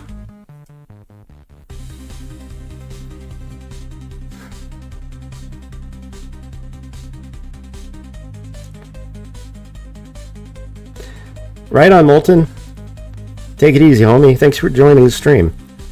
I am going to have a little smoke here and get my baby out to do some business. Where did I leave off? Because I got sidetracked by attempting to do this shit.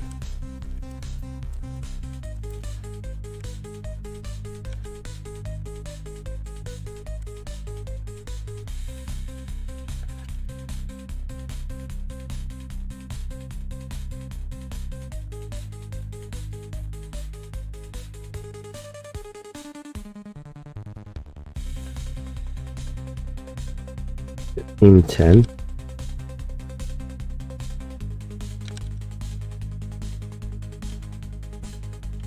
Oh yeah.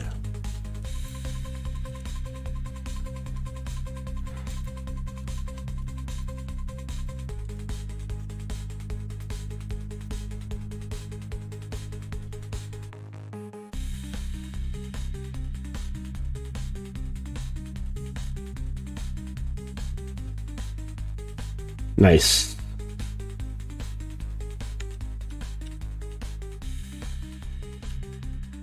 Oh, right. Yeah. So we have to do dot value or false.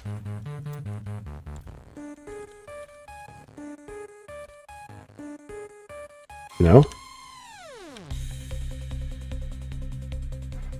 We could avoid the assert.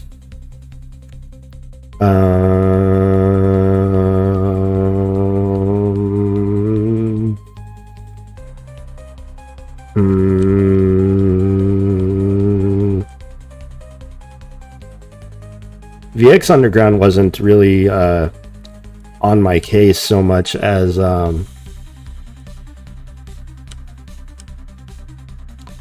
Bleeping Computer, Tech Radar, MSN. They weren't, even then they weren't really on my case. Actually, I don't even think VX Underground ever reported on that whole situation. Maybe they did, maybe they didn't. I can't remember exactly.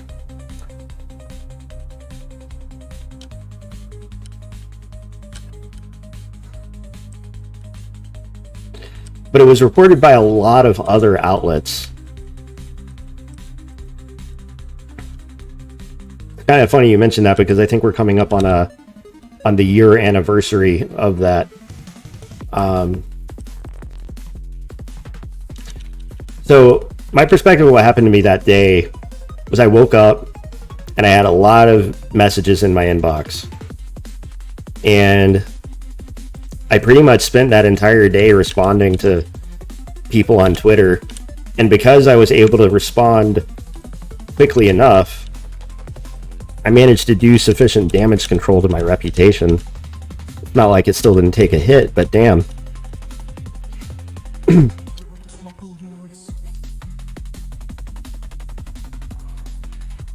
You know what's funny about that whole situation too is the guy who everyone says did it stopped showing up to the video chat on Supernets shortly after that.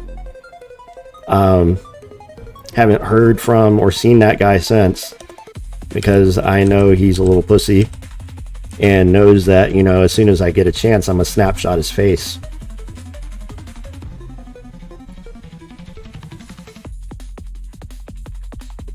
Because he doesn't want to, you know, meet up in person or anything like that, because he's got his tail between his legs.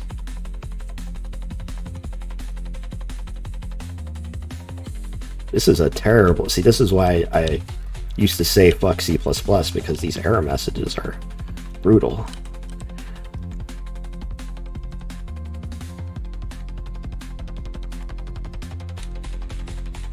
There's a lot of stuff here that got fucked up.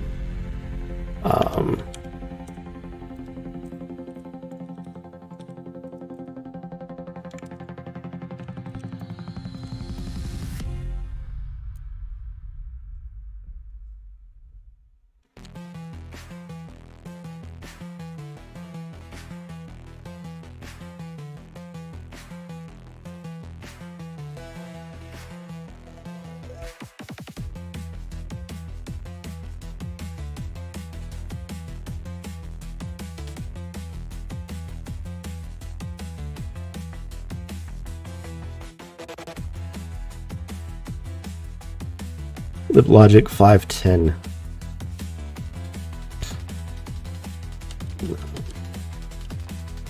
We just fixed that.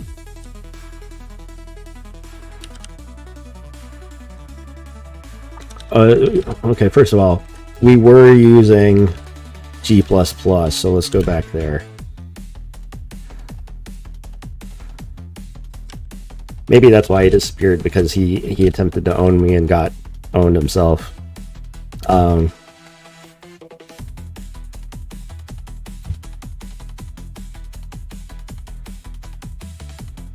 Okay, so it builds with G++, but not with Clang. That's interesting. Maybe that's why Clang D was, you know, giving us a hard time.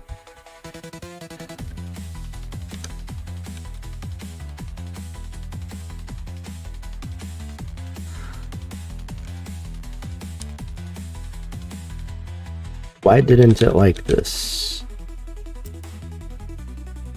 Oh no, that worked. That worked.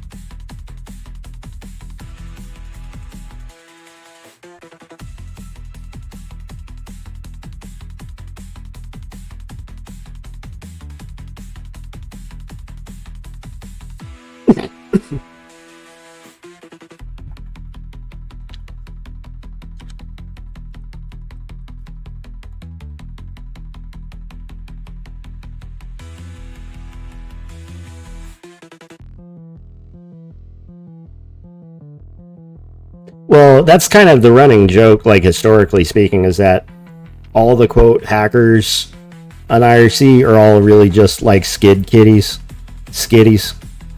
script kitties, that kind of deal. that's really what I feel like vibe coders are like very much an analog to when it comes to like technical proficiency. Dudes be like, yeah, I built and shipped this app. I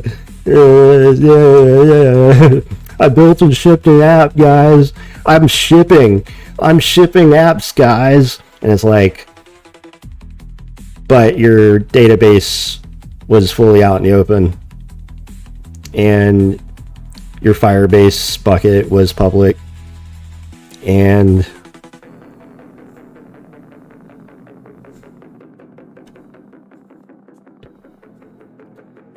I mean, Whitey was apparently like an OG. You know, that's probably why, you know, he's still in my circles. I'm friends with someone who's friends with him. I'm probably friends with multiple people who are friends with him, and I'm a big fan of his music and his work. You know, like, when you're really in the nerd sauce, you want other people to be in the sauce with you. You know, you want to vibe on another level. You want to resonate and oscillate, tessellate, synergize, exchange knowledge, and upgrade your systems.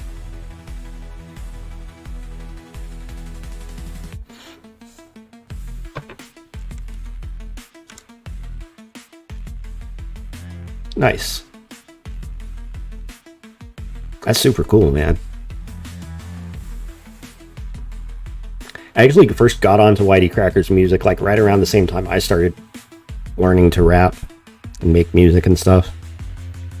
This is my thought back then in like 2013 was, I spent all this time writing code and hacking and all this stuff. What am I gonna do after? Like when I'm done for the day, whatever. Like what am I gonna do when I'm bored? I don't want to like do something that's not programming. Because in a lot of ways, music is a kind of form of programming, but it's different in a lot of other ways. But I always looked at coding kind of like art, in that you're given this blank canvas that you can kind of fuck around and do whatever. You can FAFO as much as you want. And,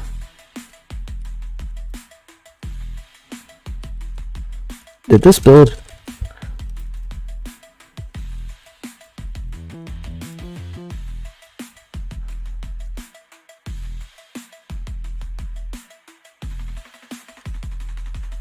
Come on, baby. Oh, no! Why? Why?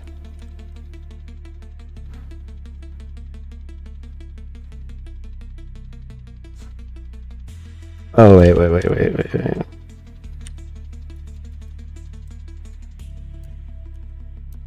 There we go. Okay. Okay, it's okay. Everything's okay. The game builds, everything's okay. The game builds, guys. We're okay. Everything's good.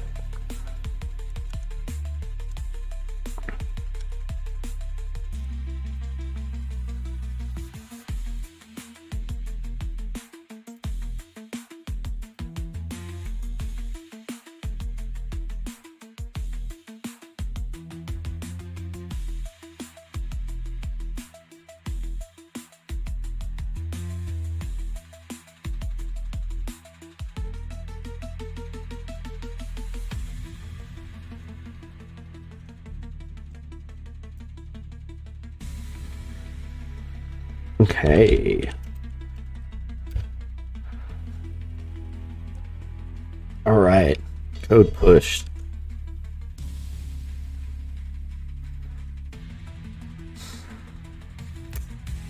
I'm going to save my thoughts on him for in a few minutes when I get back, if that's cool, because I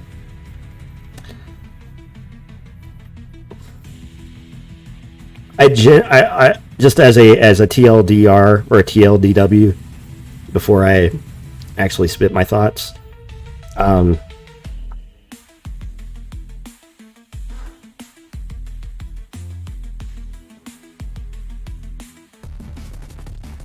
he has a history, a very long one, and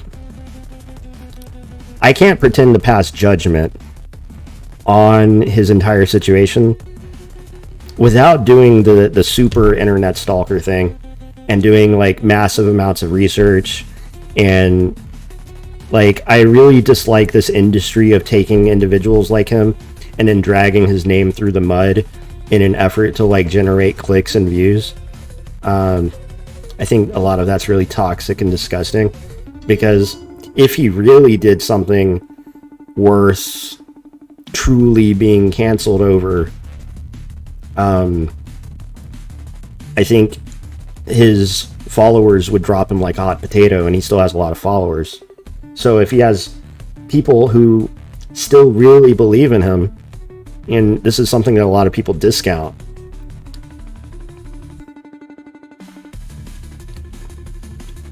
what are people's real like I've actually said this before, why does it take a 20-minute video to explain what should be summarizable in individual bullet points? And I've seen headlines from the farms on this individual, and it just doesn't really, like, I'm not convinced. You know, it's like, the worst thing that I've heard he did was basically fail to take ownership for a fuck up in a game of World of Warcraft. That's it. That's probably the worst thing that I've heard about him. And even then, it's like, who gives a fuck? Who seriously gives a fuck about World of Warcraft? And, like, social drama associated with it. That shit's lame. Like, y'all got, that's like what everybody's up in arms about, is you might have a gay furry character in one of his games, and he got one of his teammates killed, and as a result they all failed the raid. And it's like, the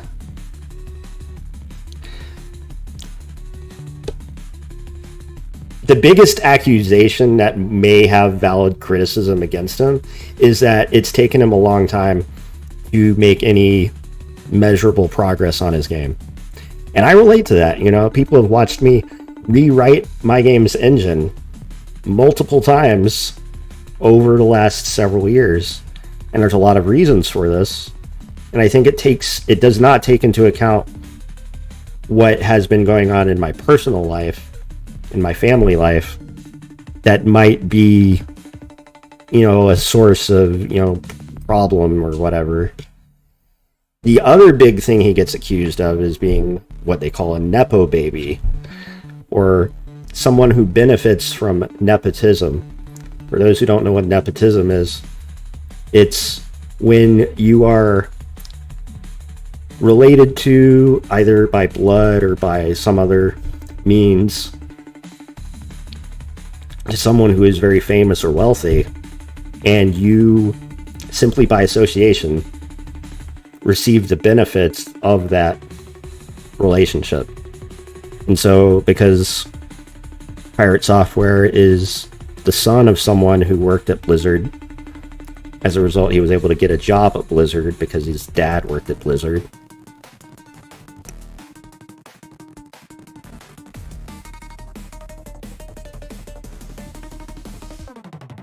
It's like, that's cool. Can't hate on that. I watched the South Park episode with the guy who was modeled after Thor's dad. He Who Has No Life. Very funny episode. Universally ranked by fans of South Park as like the most popular favorite episode of all time. And it was very well done. It was very good. And yeah, he gets accused of that. Like, he spends more time gaming nowadays than working on the game. Every so often, whenever I do see any game code up, it's usually like a YML or a YAML file with like item definitions. And the number of properties that each of these items have is just like huge. It's like you think to yourself, wow, there must have been a lot of work that's gone into this to make it work. And as a game person myself too, like, I realized the problem of scope and the problem of individuals who want to create very big, grandiose simulations, but at the same time we suffer from scope and feature creep, where, you know, for one reason or another, breaking things down into individual manageable tasks gets very difficult. Yeah, he's also been accused of that too.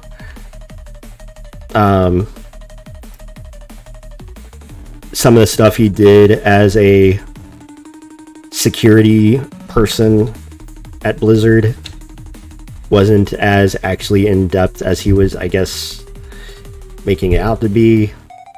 I mean, it's very easy for me to say one thing about the work that I did for certain companies and then people to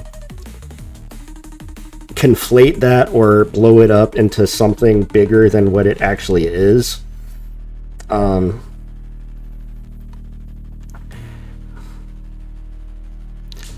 mean, you make a game that works first, but it's also like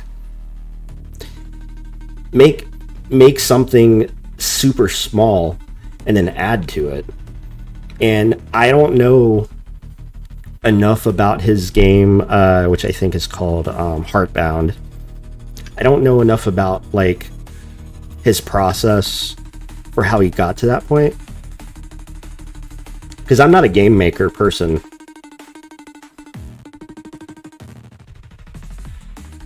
A lot of people don't really understand like what it means to be good at security, or to be like in security, or to be like involved in security work, or because even the term is just so broad. It's huge.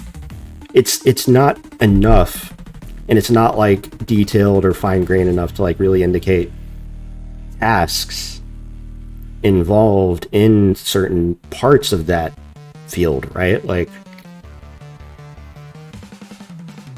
some of the things I did as a security consultant involved writing Python scripts, working with Excel files, you know, like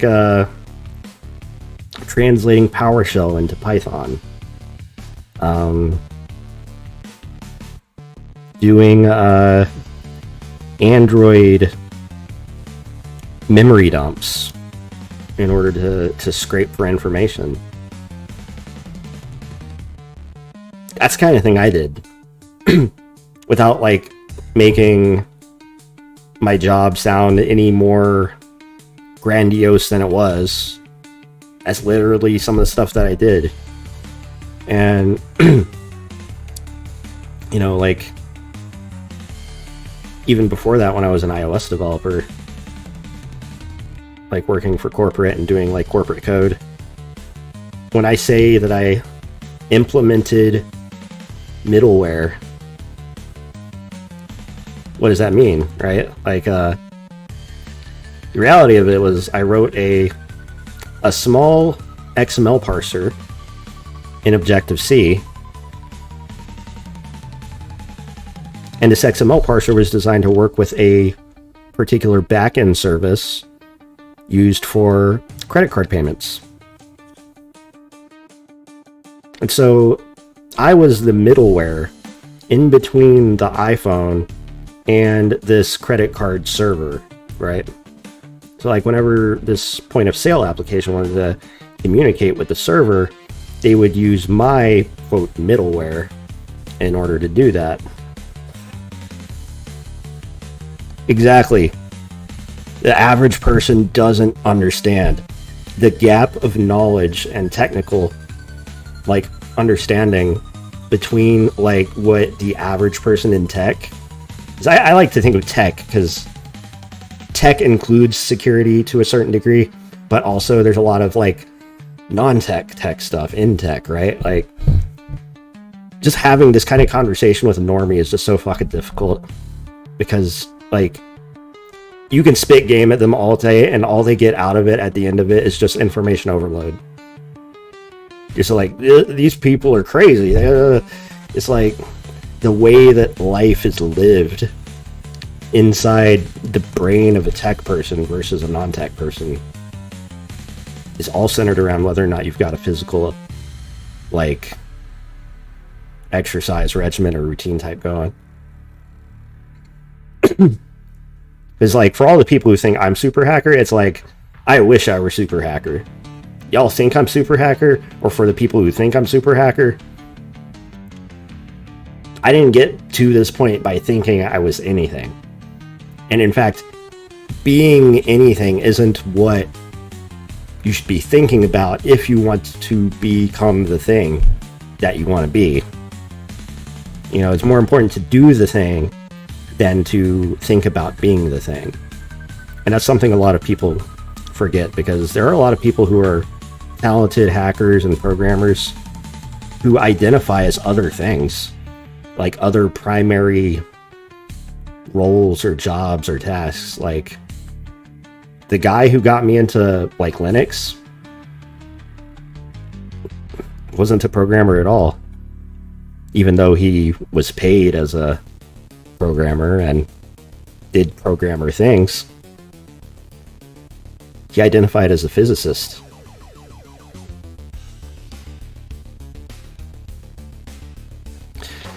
So that said, let me smoke, and then I'm gonna go ahead and take my baby out. We'll get some fresh air, touch some grass.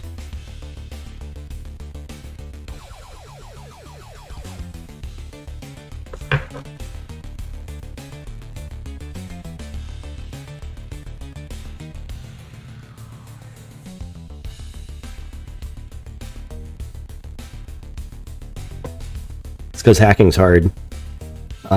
I struggle with it every day because I find difficulty in thinking deeply as opposed to broadly. I'm very good at doing research. I'm very good at doing recon.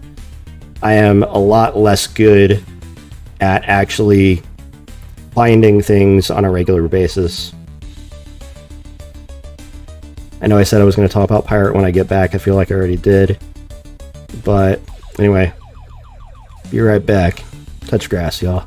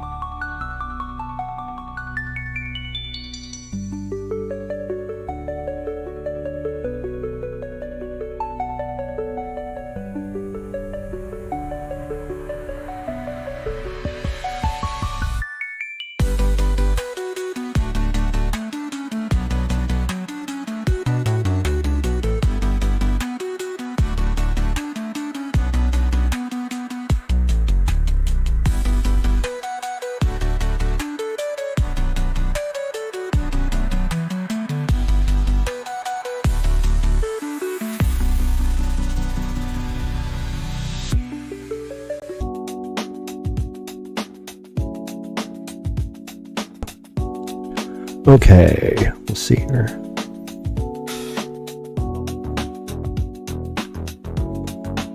Alright, so I'm gonna sit down with my baby. Oh, let me turn the music down for y'all. Okay.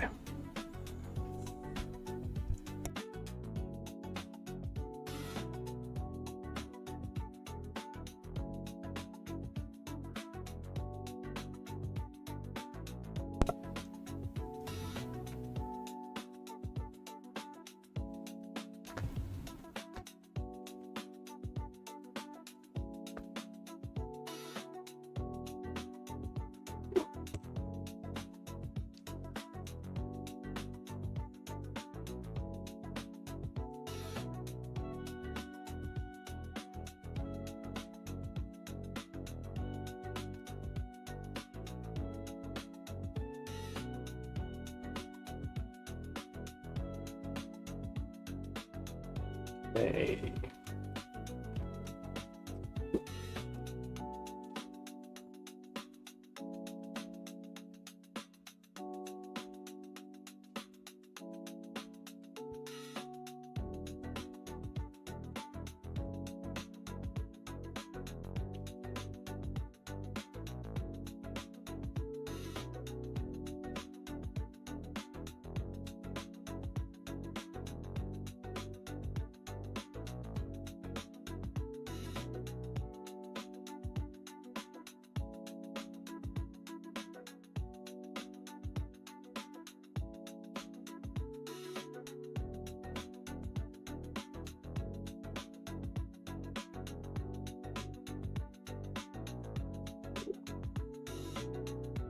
Alright, it's taken me long enough. I want to smash through some of this stuff.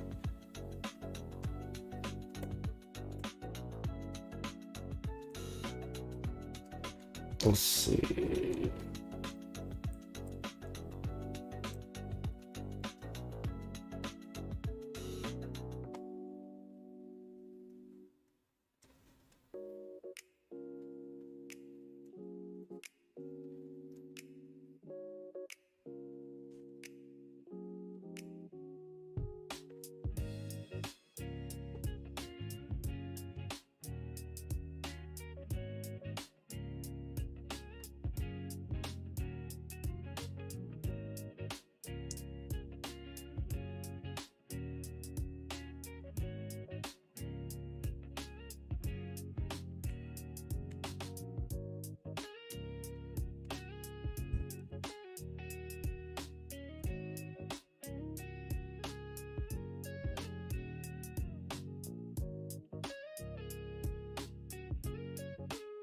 Alright, so I've got my laptop linked up with the desktop right now, so I'm able to do stuff from over here.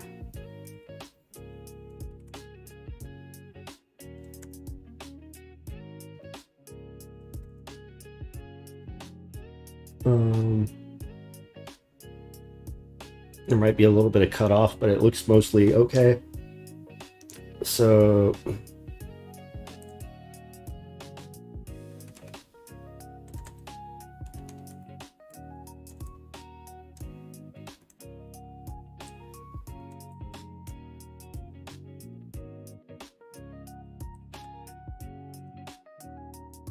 okay, so we haven't really done anything. Not yet.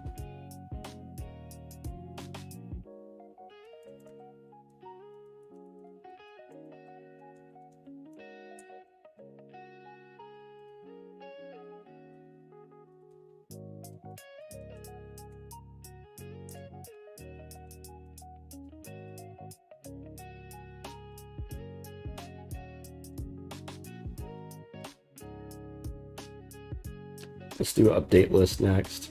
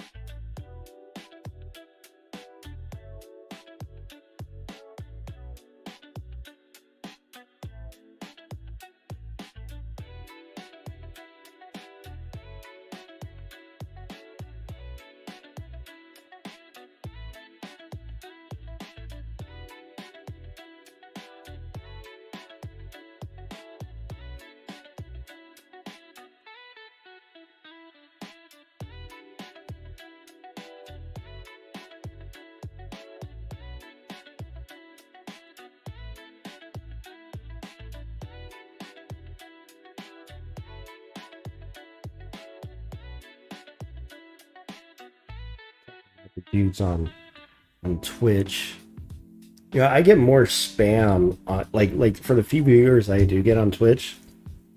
It's just like straight up spam.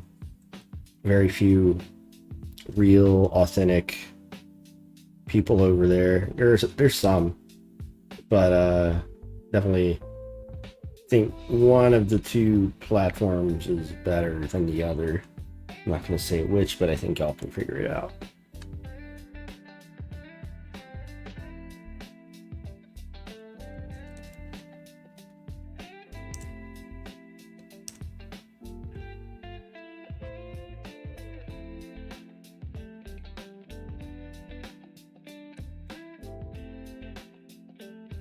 Okay, try entity.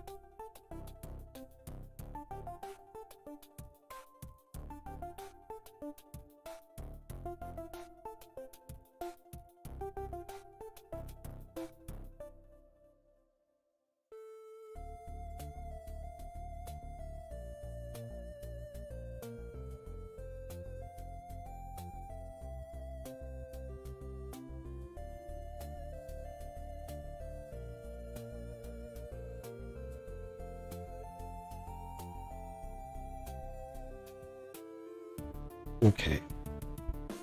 I have managed. Oh shit.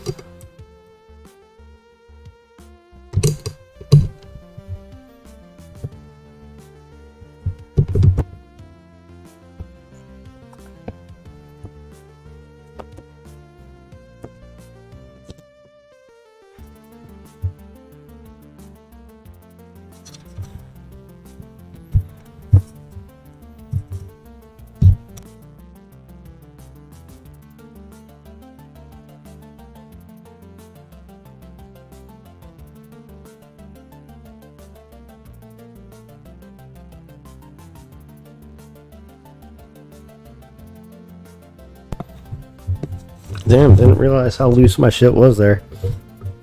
Okay, what was I saying? I had to roll back, and I had some trouble rolling back there. But I managed to roll back, and I had to because being fast and loose, somehow I missed an important detail during implementation and managed to break my entire shit. So, and it broke in a way where I couldn't immediately identify what broke. So I'm going to have to, thankfully it was only a couple components ago, I'm going to have to take it very slow going forward in order to properly make sure that I don't do that kind of fuck up again. But in the meantime, I think it is time for me to get something to eat. These animals have had snacks, and I'm on my third cup of coffee. In Mandarin, that would be Sambe Cafe. Sambe Cafe. Sambe Cafe.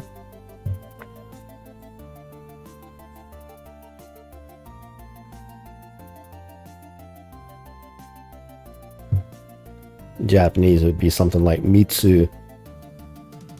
Kohyo Mitsu.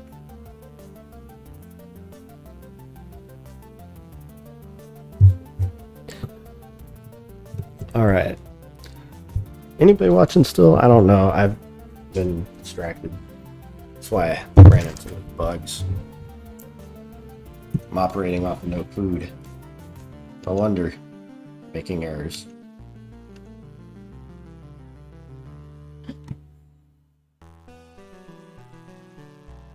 Okay. Well, if that's all, everyone, then that's all, everyone. It's been a good stream, though.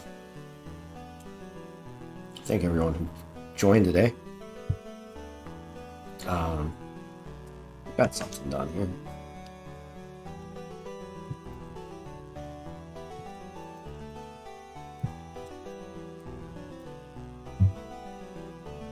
Oh, nice.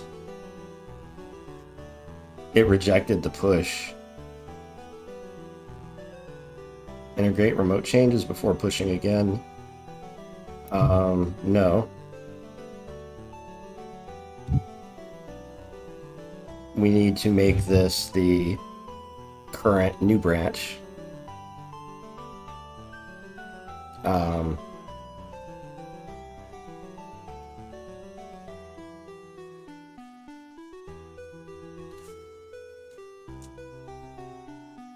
I wonder if I could check out a new branch and then pull down the changes for master and then merge the branch into the new master.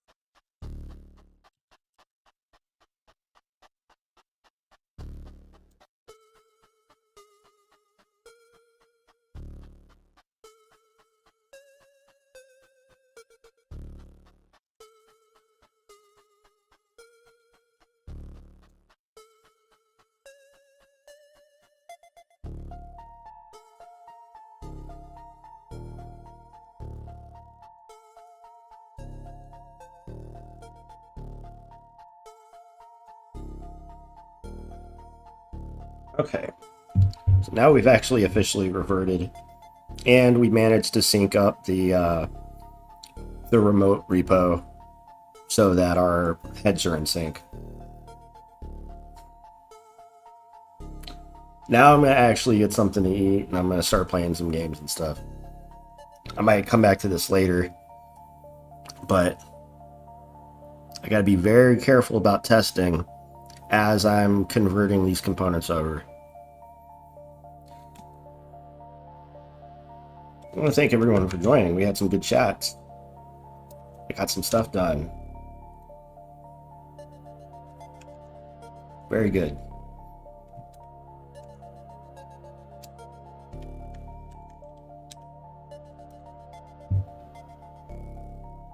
And we got a few new subscribers too. Very, very thankful. We are managing to creep our way towards that magical 5,000 number. Big milestone coming up. So if you want to get in on the action, hit that subscribe button if you haven't done so already. People are watching my my Dark Monk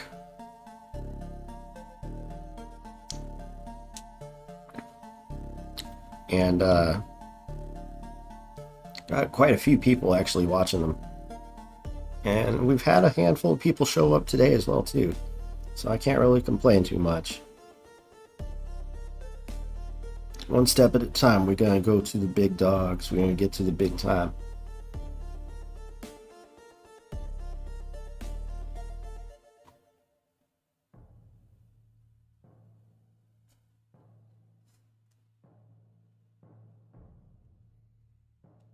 Okay, guys. I hope you're happy, because this is what you get. Until next time. Take it easy, everyone. Peace.